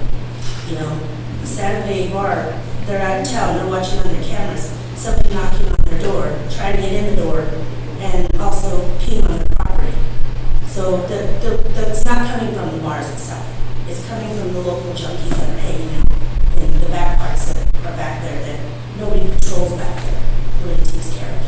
So I would just like to clear that issue right as far as people knocking on doors. Like I said, I'm there most of the time on the weekend. I still have yet to see patrons of the bars cause any trouble. So just to clear that up, and you know, I'm for them and what they're doing. And it would be nice to have food on that side of town when you go in, you know, because that also controls your alcohol consumption too. People have food. So it's not like they're constantly drinking all night, getting drunk. They also have food to sober them up a little bit. And 90% of the time when I work, if somebody can't have a ride home, I'll call my husband, hey, you know, can you come give this person a quick ride home? They're too intoxicated. Better to be safe than sorry. So I have a question for you as well. You're a local business owner here in Trinidad downtown. Yes. And so the homeless issue is rampant everywhere. Are you seeing as much of your place on Main Street as you would see in that part of town as well, for homeless and drug addicts who are living around? Oh yeah, definitely. So it's not just central. It's not just your opinion no, on that side. it's all over. It's everywhere. Thank you.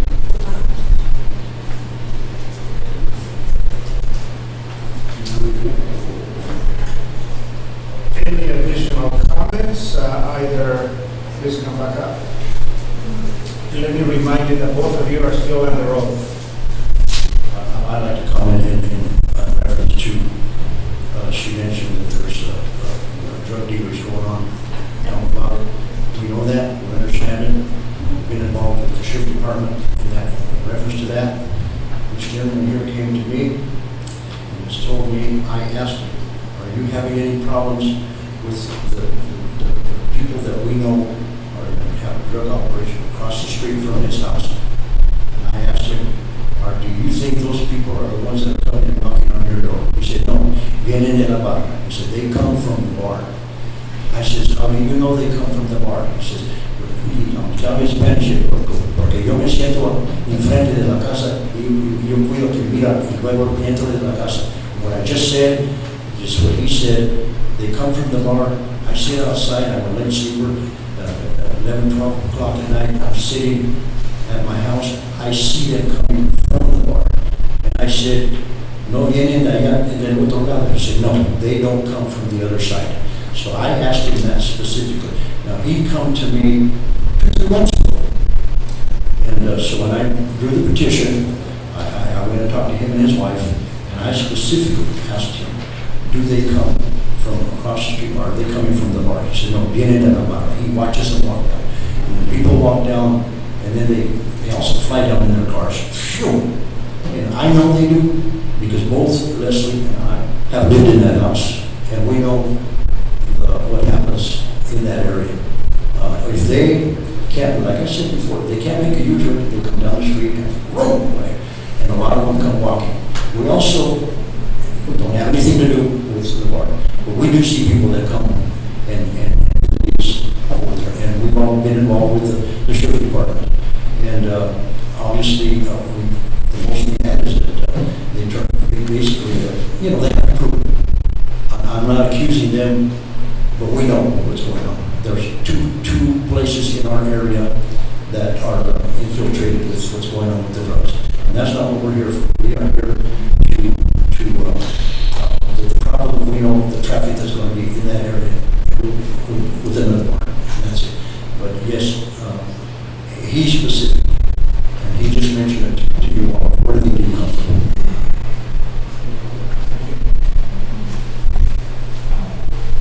I just want to mention, Melissa did mention that the people that are in that area behind the bars that are, we know that they're doing drug activity, and but those people are also in front of the Royal and the Pro Bar.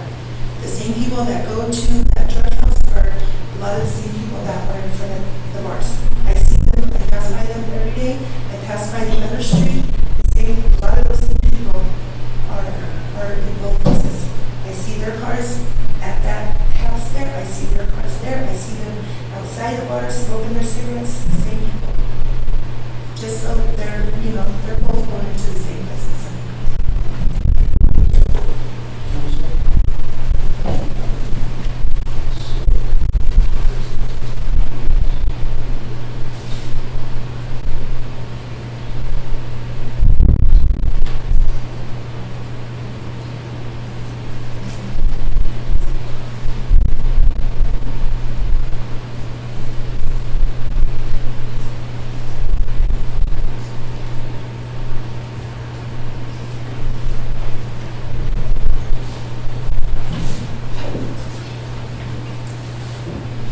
So for the record, also, I want to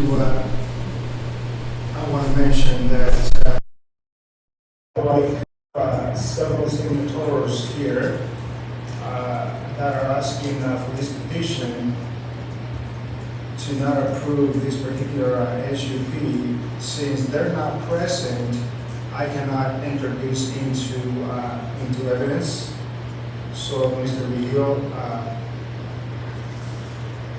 I will go ahead and retain this, but since the individuals, I can't prove that indeed they're the ones that signed this document, certainly I cannot enter this into proper evidence. Yeah, please come on. Some of these people can't come, don't understand how to be on the video. Those people are one of them I was going to bring, she can't walk. Another one is like, I think 85 years old. I don't know. The server can attest to that because she's also against putting another bar there because this lady walks right by that bar all the time. Now she's in fear of walking by there. But some of those people that cannot be here are basically this older people, a lot of older folks that live in that area. And we have 3 families with children. I had a family that didn't want to sign because they felt that they I don't know how to put it, would have a conflict of interest. As far as I'm going to go with that. But they just couldn't be here. We tried to get some of those people here. We had one of them that was sick, and then the other one had to take her to the clinic this morning. And they both had signed right there. So those are the reasons some of those people haven't been here. Thank you, sir. Thank you, sir. Commissioners, at this time, do we have any other questions for the sworn individuals? Once again, this is going to be the last call. I have one more question. Yes. For the sir, I think it's on. Thank you, Mr. Sir. So, during the planning commission meeting, for the record, I just want to get this on the record for our hearing. Was there any opposition to this SUP at that meeting? No, there was no opposition. Thank you. That's all. Thank you. This is going to be the last and final call on this, either pro or con for the special use permit. Commissioners, we have evidence in front of us, unless you desire advice with counsel.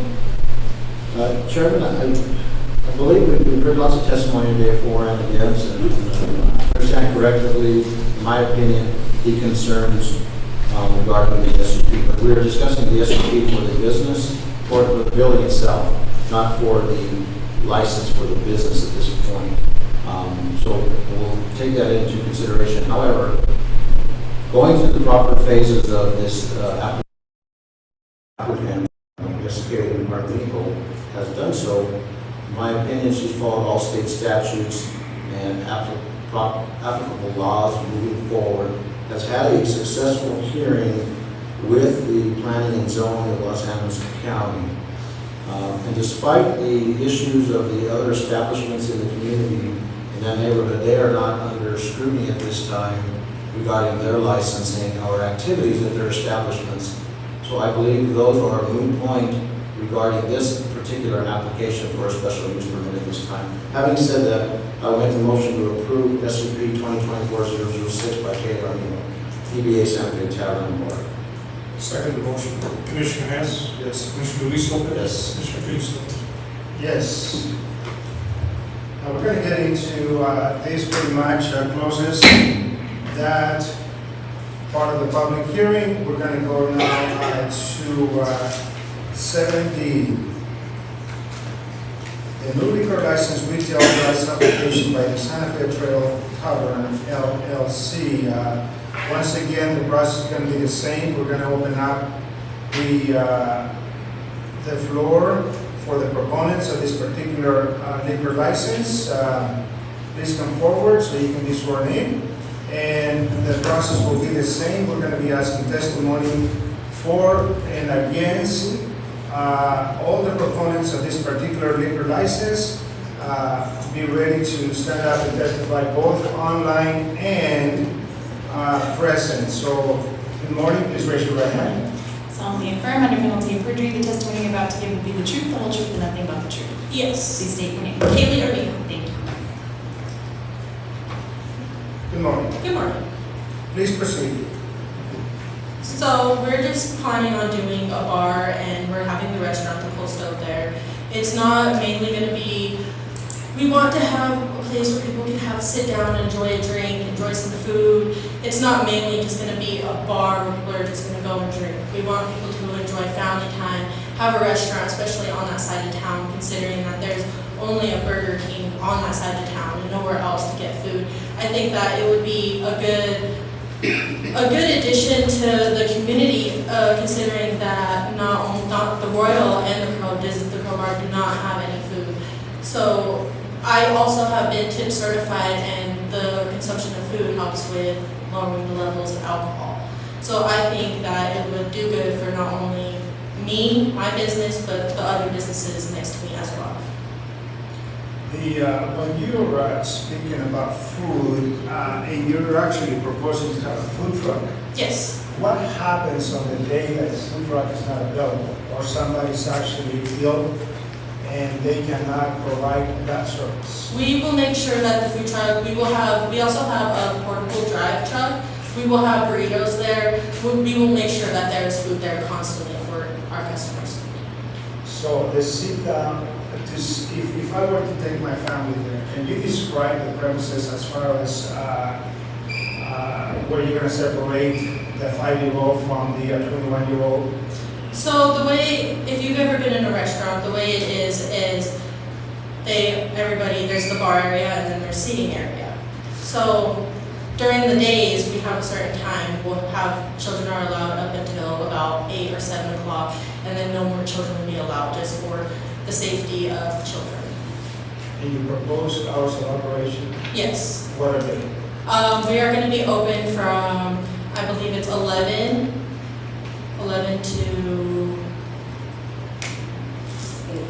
to 8,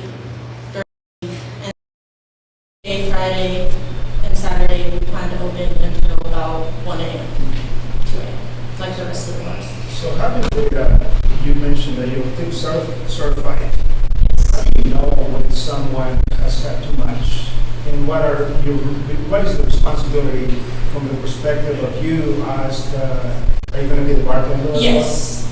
So the way you'll be able to tell is if they're getting rowdy, getting a little loud.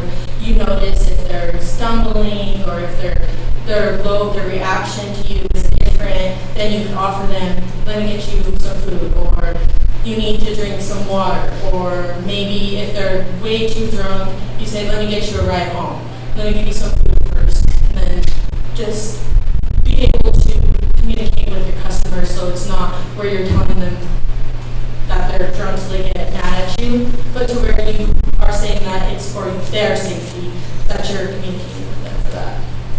So having heard the opposition, what communication have you done with the neighbors to be a good neighbor? Have you had perhaps knock on the door and invite them to join this effort? I mean, because otherwise, it seems to me that the opposition will always be there because we don't understand the concept of what is it that you're trying to do. Yes. I think planting a good neighbor, real perspective and conversation would probably go longer than you would imagine. Yes, so I did have a talk with M&M Towing. They were completely for it. They're excited because they also want to be able to But just... they're a business, they're not a Yes. resident. Yes. They're a business. Oh, I have not been able to... They're gone after 5 p.m., 7 Yes. o'clock. It's not like, I'm speaking of the residents that are in there. Yes. That actually will have to, 1 o'clock in the morning on a Saturday night when they're trying to actually go to sleep and there's a disturbance going on. How do you secure their safety and the well-being by conducting your business in a proactive manner? We're going to have security, we're going to have a bouncer, we're going to make sure that everything, we comply with the sheriff department as well, and make sure everything is under control. For now, I'm going to yield the floor to my fellow commissioners. I have a couple more questions for you. Okay. So I see here, Ms. O'Neill, thank you, Chairman. You are in good standing with the Secretary of State regarding the LLC that has been opened up in your company? Yes. And as you say, the food truck will be there. It shows on your history of business or employers. You're still currently the manager Yes. of Wholesale. Yes. So you won't have to have any lease agreements with the owner of that, being family, I'm Yes. assuming. Yeah. And then regarding the testimony we heard earlier, because it's not germane to this one, but it's still in the same one, so I'm not going to avoid what we heard earlier. Moving forward with the bouncers that you're planning to have in, are those going to be when the late night operation hours are going to be, or do you Yes. have them? It will be when we expect to have a lot of people, like say if we have a band, or if we're expecting a lot, we will be prepared to have a bouncer there. And parameters put in place. Yes. Now, in the area outside of the parking area, I've seen at times temporary fence put up and taken down. Yes. Is that going to be permanently installed? Yes, we are planning to permanently install a fence. And that is not on the application, I believe, here No. today. So if you are to, just so you know, if this gets approved, and to serve alcohol in fence or outside, you have to reapply to the clerk's office for the diagram of the premises. They have to be adjusted, similar to what the Royal just recently did as well. So that has to be going in place. And then on the tip certification, I believe, and I'm a liquor store owner as well, so I have liquor licensing. Annually, I believe it's not required, but every 2 years, I think is with the tip certification. Yes. Do you plan to have all the staff and bartenders as well as tip certified? Yes. I have no other questions, John. Oh, I was relieved to hear that you're going to have security there, if you're going to have children there, and things get out of hand, you're going to need security. I've been a bouncer and had my private security service.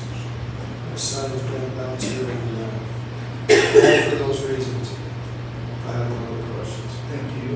Let me go back and this is not the responsibility of the Board of County Commissioners to mandate or put in place. But I think that there has to be communication between you and your neighbors.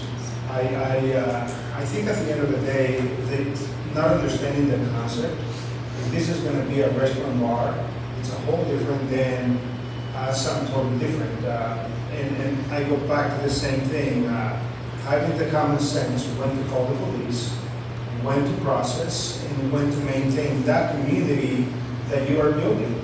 Because at the end of the day, you don't want to be a community of one. You want to be inclusive, and if the neighborhood community is not in support of this business, certainly I just simply see it from a different perspective, a different approach. So I really encourage you to do that. Okay, so please stay in the audience and remember you're under oath until we close this meeting. Let me go for anybody else that is willing to provide pro comments on this particular liquor license application in support of. Anybody else in support of? Please come forward. And please raise your hand and state your name. Melissa Clark. Do you solemnly affirm under penalty of perjury the testimony you're about to give will be the truth, the whole truth, and nothing but the truth? Yes, thank you. I just wanted to let you know on behalf of the Santa Fe that being that I work at Royal most of the time and most of the neighbors are usually in there, they are very for the Santa Fe opening because, you know, the food and stuff like that, and they get the children in there. You know, but like Kaylee said, it only be till a certain hour, and then after that it becomes 21 and up. So just kind of differentiate not a whole lot of drunken adults around children. I don't even allow it at our place, you know, and I'm the owner of the Trails and Motel. So after a certain point, children have to be got from the premises before adults come and drink.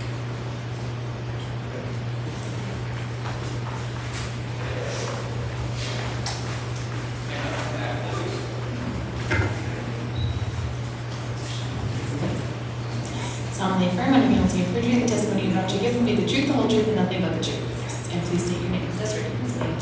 I am for this because there is a restaurant and a liquor license.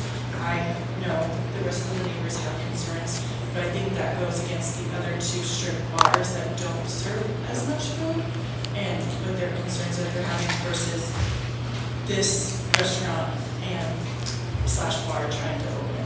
They're doing more to help sober their clientele, and that there's not as many clientele as the other two bars that are previously opened. Anybody else that would like to provide comment in support of this particular liquor license application? Now, let me go ahead and open the floor for anyone opposed to the approval of this liquor license. Please come up to the floor. Please raise your right hand. Solemnly affirm under penalty of perjury the testimony you're about to give will be the truth, the whole truth, and nothing but the truth. Yes, ma'am. And please state your name. Okay, State your name again. John Beans. Thank you, sir. I'm also in the entertainment business. I understand very well what goes on in bars. I've been in it most of my life, as well as entertaining at the Royal and what used to be the Quickies Northside, Empty Pocket, and now Kohler. So my issue right now would be, there's entertainment now at the Crowbar. If they have a band, Friday or Saturday, then the same day, entertainment at the Royal. There's a lot of traffic when there's entertainment, and I want them to have business. Now we're going to have bands. She mentioned there might have bands at this bar. And you've got all these bands playing in one night. That's a lot of traffic. That's a lot of traffic. And so that's my opinion to being opposed to that, is the fact that all of a sudden now with on one weekend, all these bands are going to be playing in the same club. I mean, we're already infested with crime, so that's my point. Chairman, I have a question for Mr. Dornkamp from a road perspective, if he would be sworn in. solemnly affirm under penalty of perjury the testimony you're about to give will be the truth, the whole truth, and nothing but the truth. And please state your name and position. Thank you, Mr. Dorenkamp. Just a question. We've had Mr. Vidal's testimony regarding traffic in the areas. What is the Linden Avenue or Ariana Road, their capacity? It's been widened, it's been put in. Is there any restrictions of amount of traffic or weight restrictions or anything regarding that particular road and or all the other kind of roads surrounding these establishments for right-of-way purposes? Are there any type of exclusions regarding public transit or pedestrian traffic? Not that I'm aware of, Commissioner. The only structure, the bridge north of the fairgrounds on them, that may be weight restricted, but I can't envision that any of the patrons in any of those bars would be in a vehicle such that would prohibit them from crossing the bridge going on board. That's generally semis or kind of actual trucks that are filled with.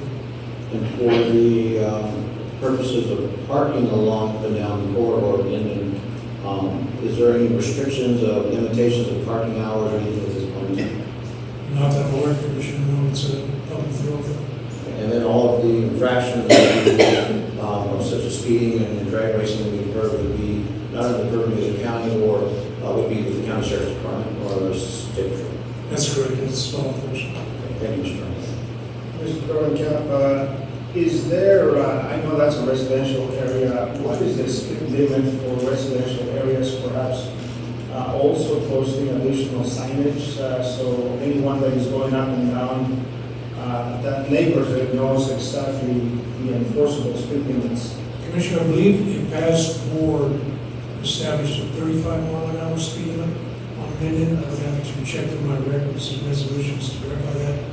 But I believe it's 35. I think there's a bump out, what we call a bump out. A lot of our speed limit signs, or one of our religious limit signs here, just past from Maryland's. I believe so. That's what I think it's 35. But there is an established speed limit. Thank you. And let me call once again. I think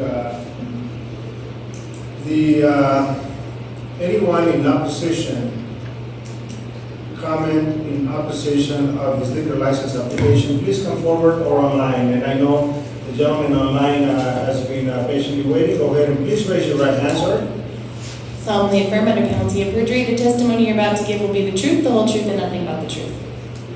Yes. And please state your name. Jesse Riva. Thank you.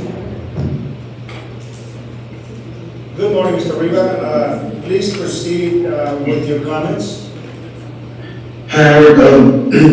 So I guess the best way to get started is just to give you like a little background. So Ms. Armijo, me, we're in a relationship. We're business partners as well. We currently still have a business here in Trinidad, Colorado. It's a Planet of the Baits on Commercial Street. Since then, well, we're actually kind of in the process of having to shut it down. So we also have another business in the state of New Mexico as well, in Raton. It was called Doghouse. Kaylee's 100% on the Planet of the Baits in Trinidad, and as well as another 50% in Raton.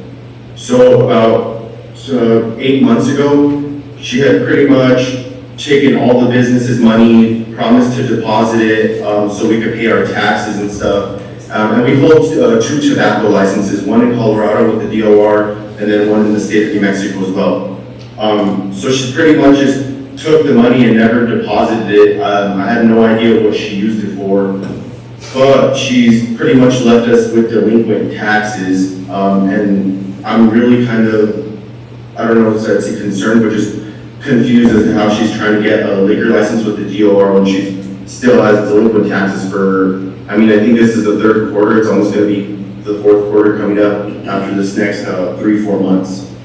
And not just that, but she hasn't even filed the federal taxes for 2023 for both businesses as well. So we're delinquent with the state and for the federal taxes as well. I have a couple of questions for Mr. Riva. Just so for the record, I am a liquor licensee in Los Animas County in the city of Trinidad as well. So I understand what you're talking about with the tobacco license. So Yes. my question to you is, your comment is that it was not paid and is delinquent. Is that what the taxes you're talking about solely, or wage, withholding taxes? No. What taxes are you discussing about? So I don't want to say all of them. She pretty much took off with about, I think it was almost close to $30,000, and that's between two businesses. So the state of New Mexico, the doghouse has already been closed down. That one delinquent. She never filed 2023 delinquent with that. I mean, it's already June. What business, so that's the business licenses, or what licensing are you just, I'd like to be specific. yeah. Okay, so for our business licenses, she's 100% excise tax, right? I think that's what it's called. She's 100% sales tax. Yeah, sales tax. So she's 100% responsible for that in Trinidad, 50% responsible for it in Richmond. So now I know so what taxes we're you're talking. Now I know what taxes you're talking about. Regarding the licensing for tobacco, I have one as well. And what happens is if you do not comply with the licensing, then actually the health department of Los Animas County, in conjunction with Otero County, will shut you down for selling tobacco, and that's about it for the products. Yeah. As far as the other statements that you made, did you bring any documentation from the Department of Revenue of the state of Colorado regarding these accusations? Yes, I had emailed the what's it called where it says we're delinquent with the Secretary of State. Ms. Armijo has the documents because I can't really pull her tax documents. For the state of Colorado? For the state of Colorado? Yes. And you emailed it? And I had already emailed it. I just sent where you search it up on the Secretary of State. Our accountant, Locos and Associates, I had already spoke with them yesterday as well. And I mean, that's probably the best person to get more information from, just as far as that, because I can't really like pull all her information. I'll have to go up there and go get all the files for the business for sure. So my question is, do you have any proof with you today from the Department of Revenue regarding any delinquent taxes on this army? Yes, I sent it to you. I sent it to the email I was provided yesterday. Commissioner, he sent the email at 9:42, I just forwarded it to you. I asked these, any documents we sent prior to the board meeting, so I can print them out for you. And I mean, we're under oath as well. You guys could ask her about the whole situation. I mean, she should be able to tell you the truth. She is 100% ownership on the business in Trinidad. She's pretty much just abandoned. And we're in the process of surrendering the tobacco license as well. So in the document that you sent us here, it shows the business search results, and it also shows it's illegible, the IRS over Utah. I don't know if it'd be admissible, that'd be a legal question, but as far as the business search, for the plan of the babes, Mr. Rodriguez does not specify either yourself or her name on it. It just says Plan of the Babes LLC. Do you have any articles of incorporation of the LLC or documentation to present that indeed you two are the owner of Plan of the Babes? No, she is the owner of Plan of the Babes. Do you have any documentation that shows that Ms. Armijo is the owner of Plan of the Babes other than the business search? If you give me 1 second, I can try and pull something out of the files real quick. This should be here to be presented before. And I mean, you could. Right, you know, Sure. this should be presented prior to the hearing, and for the packet for the board to review, and legal counsel to review as well. So basically what we can get from you today is just your testimony. Anything additional was not presented in the proper manner to Mr. Dornkamp prior to today's meeting to be included in the packet. So I'm going to take a little bit of latitude here and say that this could be evaluated and addressed, which we are doing, but inadmissible. Yeah, I probably need, we'll probably need more time, but I mean, you could ask her. She's under oath. She shouldn't lie about something like that. She knows she's 100% responsible for the taxes in the state of Colorado. To address that question, we are not discussing her other businesses today, just the liquor license application. Yes. Anything else, Mr. Rubio? I I mean, that would pretty much just be it as far as her just being delinquent. I mean, if she's done that to one business, she's just gonna do it to the next. She's just gonna run off. And then, I mean, as far as the lease, I was with her for 4 years and she's never leased that building. If you look into the actual history of who owns the building, you'll understand why they didn't pull the liquor license and why she did. I thank you for your testimony. Please stand by and remember that you remain under oath. Should we have any additional questions? Thank you at this point in time. Let me once again, any additional comments, either pro and or against this particular liquor license? Do you, ma'am, do you wish to? Can I go up and talk? Sure. About it? And remember, you're still under oath. So as far as the businesses that he's talking about, the business licenses are not under my name at all. You can go contact Desiree. I've already contacted the Colorado State of Revenue, and I've already had a meeting with them, and they've also said that I'm not liable for the taxes here in Colorado. So that's it.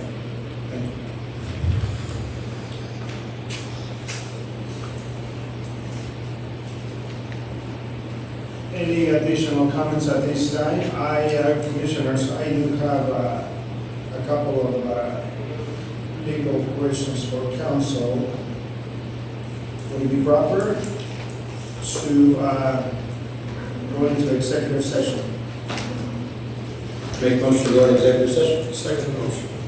Commissioner Hess? Yes. Commissioner Luis Lopez? Yes. Commissioner Peterson? Yes. Thank you. We're going to take a short recess. Go into executive session. We'll come back. Recording stopped.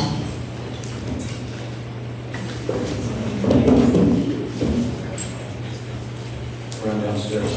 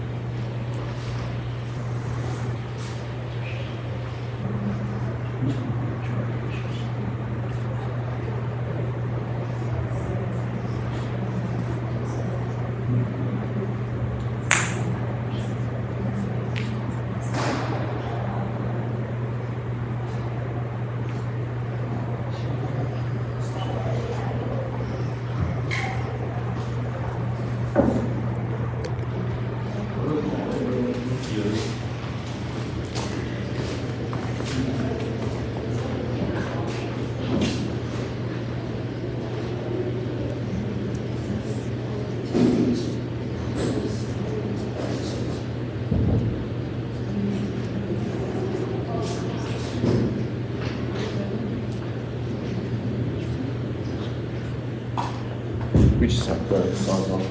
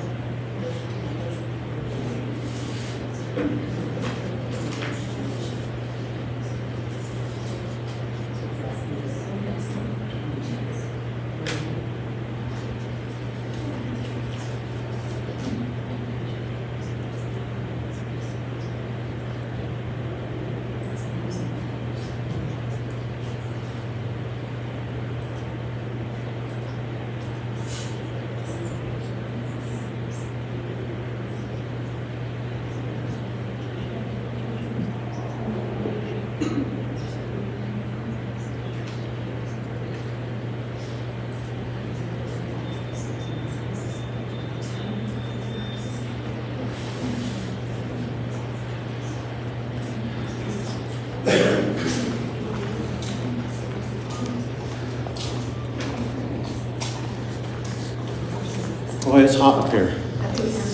It's way warm.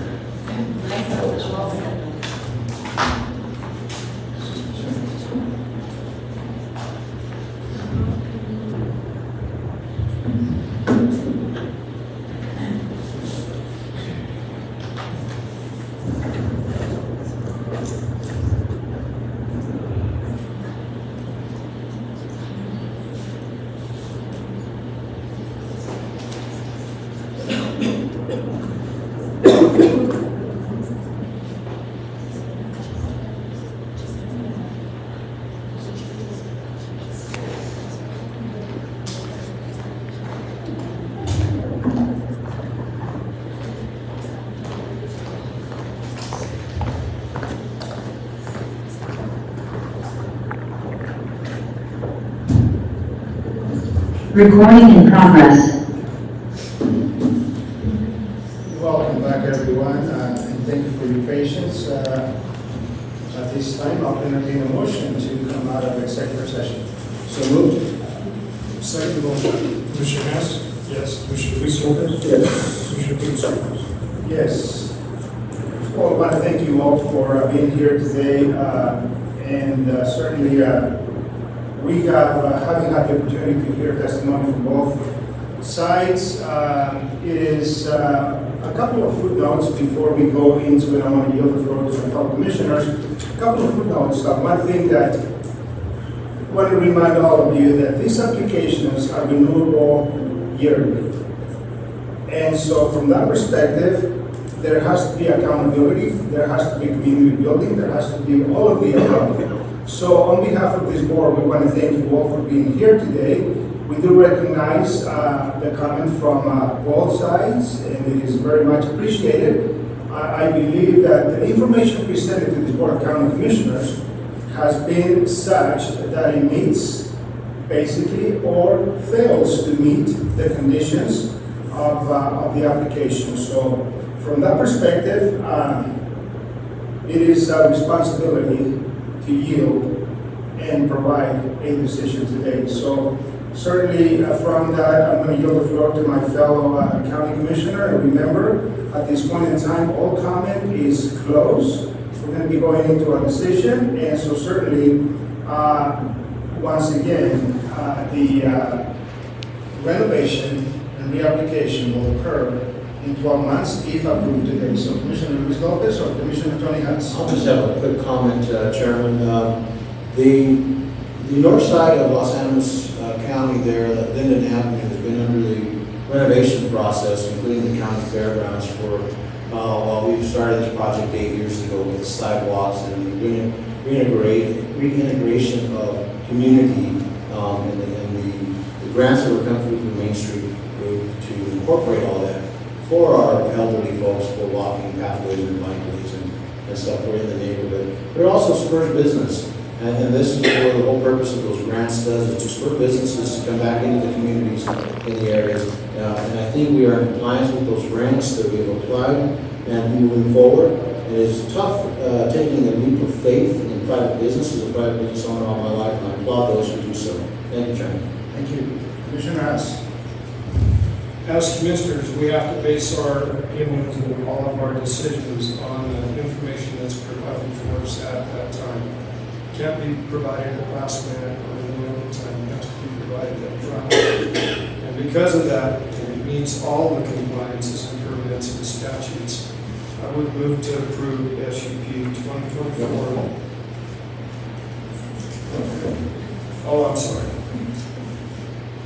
The Colorado Liquor Retail License Application by Santa Fe Trail Tavern. Second the motion. Commissioner Luis Lopez? Yes. Commissioner Hess? Yes. Commissioner Peterson? Yes. At this time, this hearing is closed. Thank you all. We're going to continue now to, we're going to go into the regular section 9. We are going to be considering 9B, consideration of appointment to the Los Animas County E911 Authority Board of Directors. Mr. Dornicam. Commissioner, for your consideration is county appointment.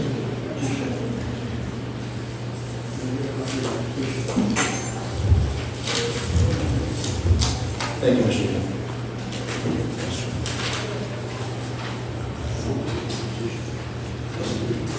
Approved.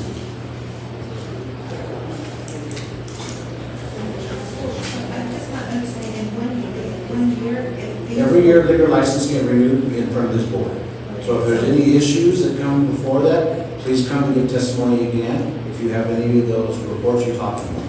So how do we find that out? It'll be posted in the conference and check our website. But it should be a year from today's date, probably about 2 months prior. It's not in the article, because it's not a public hearing. Oh, it's on our website. It's just a renewal. It's a So renewal. it's only on our agenda. So it's on our agenda, so just check our monthly It will website. be a year from now. Yeah, by now. Okay, thank you guys. So 9B, consideration of appointment to Los Animas County E911 Authority Board of directors, I got all the names they broke out. Commissioners, your consideration of the county appointed director to the 911 authority board. Administrative assistant Bob Lucero submitted a letter or requested letters of interest. Oh, I thought she was gonna request, submit an application. I just about said that.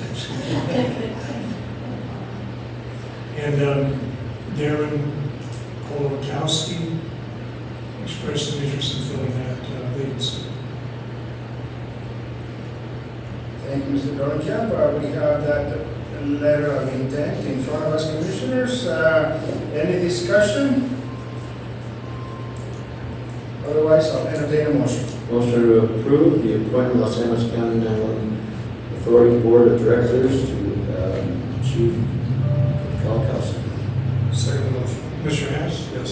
Mr. Weisselberg? Yes. Mr. Feasel? Yes.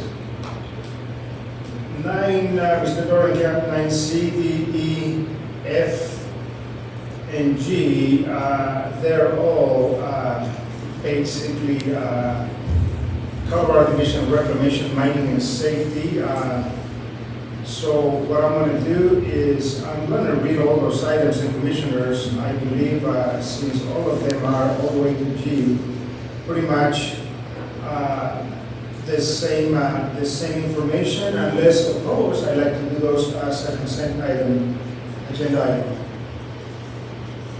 So 9C, consideration of Colorado Division of Reclamation, Mining and Safety 2024 Castile Annual Report, map and fee submission.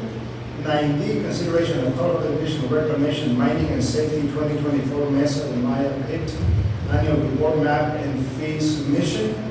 9E, consideration of Colorado Division of Reclamation, Mining and Safety 2024 Jolly Pit Annual Report, map and fee submission.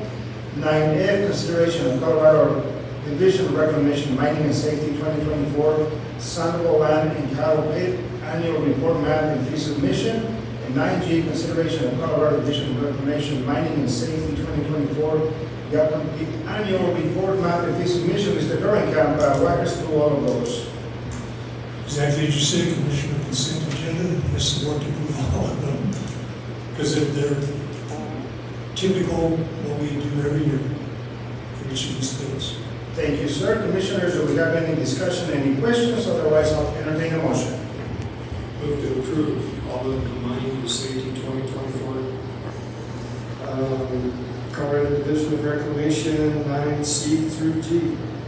Second the motion. Mr. Weisselberg? Yes. Mr. Hess? Yes. Mr. Feasel? Yes. Thank you.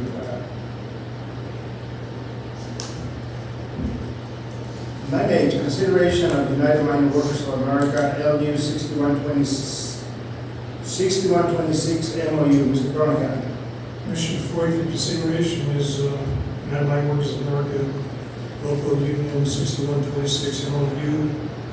It was brought to our attention that this MOU is actually for 2022. The board had approved it, and we apparently didn't get signatures on the approval. So I asked the board to authorize, and we will authorize Commissioner Chairman Felix Lopez to sign. And then maybe we can put today's date on it too. I didn't know if I should or shouldn't, so. Is that correct, Mr. Sir? I mean, I didn't, it wasn't his fault, just an oversight. And unless otherwise advised, I think council would be proper to put today's date. Okay, and You're all, and the board to authorize you to sign for on behalf of the county. thank you. Questions, commissioners? Hearing none, I'll entertain the motion. Motion to approve the United Mine Workers of America, LU 6126, giving Chairman Felix Lopez a signing authority. Correct. Second motion. Commissioner Hess? Yes. Mr. Weisselberg? Yes. Mr. Feasel? Yes. Thank you. 9I, consideration of fairground change order number 1, Art Valley Construction. Mr. Dorncamp. For your consideration is change order number 1 for Art Valley Construction for the work at the fairgrounds. Commissioner, this was brought about because there was some delays on our behalf and on their behalf trying to get this contract negotiated and finalized, and the board did approve that contract meeting or two in the past, or in the past. And extends the current deadline for them to have us a good budget number that we can seek funding for those renovations that we're looking at up the fairgrounds. From July 8th to October 8th, that will not interfere with our mindset when we want to seek funding, because the thoughts were to go after those funds, energy impact assistance grant funds at the September 1 deadline cycle, and construction in 2025. We'll do some changing around, and we can pursue grant funding and use the December 1 cycle, the energy impact steel construction being 2025 and budget for 2025. So I ask the board to approve this. So we're increasing the, by 92 days with no cost added on to, so. And then also ask the board to be authorized Commissioner Felix Lopez to sign on behalf of the board. Ms. Colby, do we have the funding to cover the zero cost increase? All right. Send more of those. Felix asked my question. Move to approve the fairgrounds change order number 1 with Art Valley Construction and Felix, Commissioner Felix Lopez as a signatory. Second motion. Mr. Felix Lopez? Yes. Mr. Hess? Yes. Mr. Felix Lopez? Yes, thank you. 9J, consideration of OECC number 7018 to Los Animas County Clerk due to refund $29. Any questions, Commissioner? Pretty much straightforward. She didn't want to go to the park.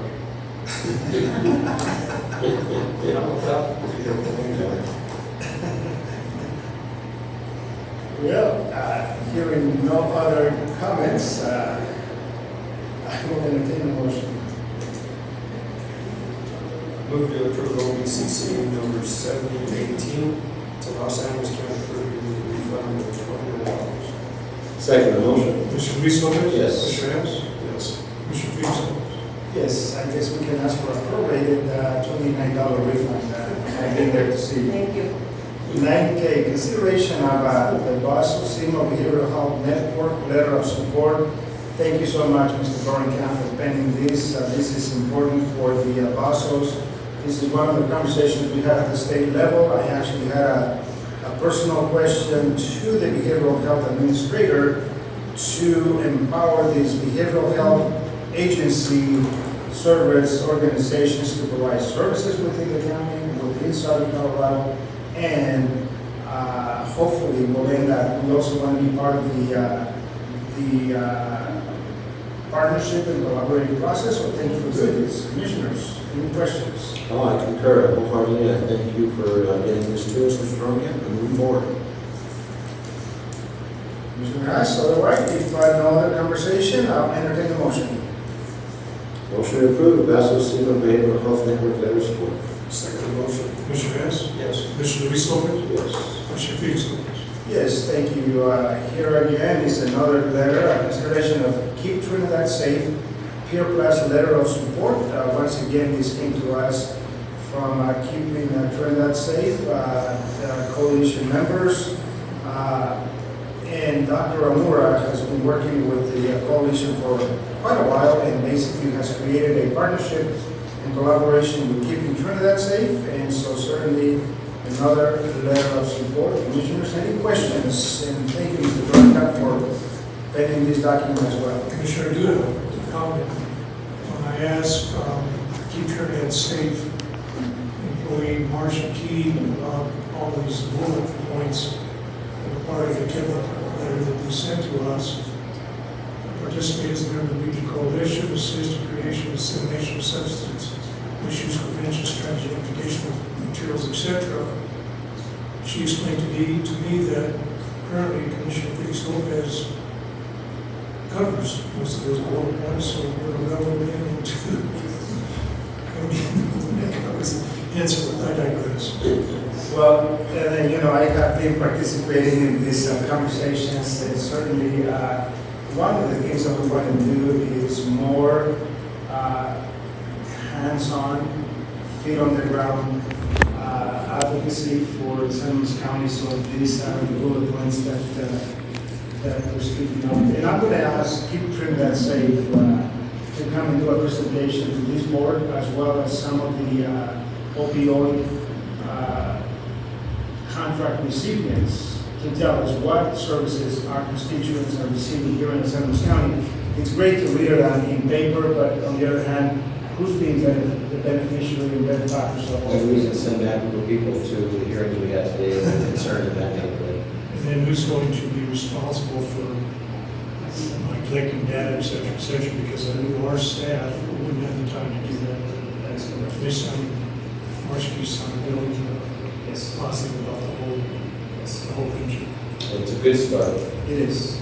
It is. I'm totally in support of this project. I gave them their first 25 years on the personal to get this off and running. With that, I'll move to approve the 229 City Pure Plus letter of support. Second motion. Commissioner Luis Lopez? Yes. Commissioner Hess? Yes. Commissioner Peterson? Yes, thank you. And you know, by way of information, I was asked by our clerk and recorder to move her comment, and as the chair, I am actually going to recognize the clerk and recorder at this time to provide public comment. Elected officials update. Sorry. Good morning. Well, it's morning. Good afternoon. Yes, now.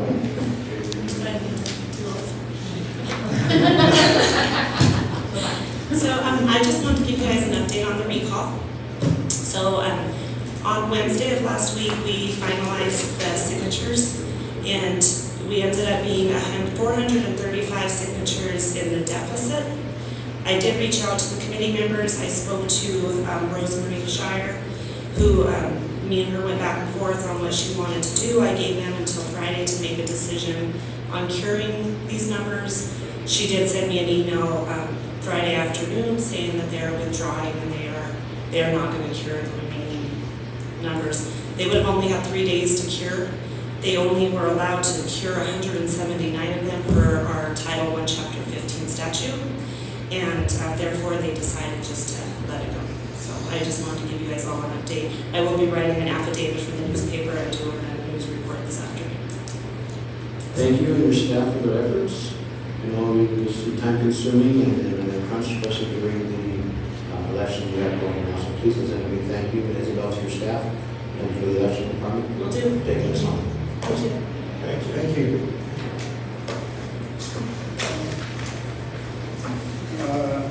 Section 10, consideration of payroll for the second half of May 2024. Finance Director Coverly. Favorite part. Please raise your right hand. So we swear. As in payroll as of May 31st, 2024 is $215,070.52. And there's only payroll today, there's no invoices. Invoices will be paid out this week. Do you have any questions on payroll?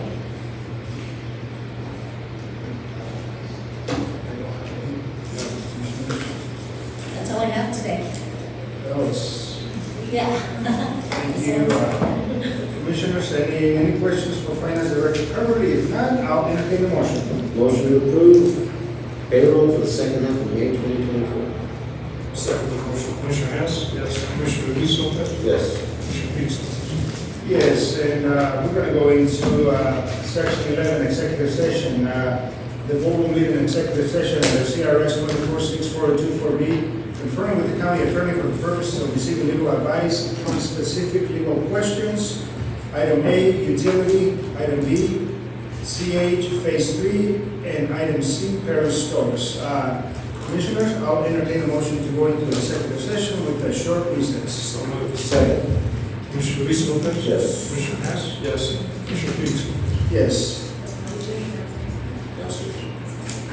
Well, we can actually close the doors.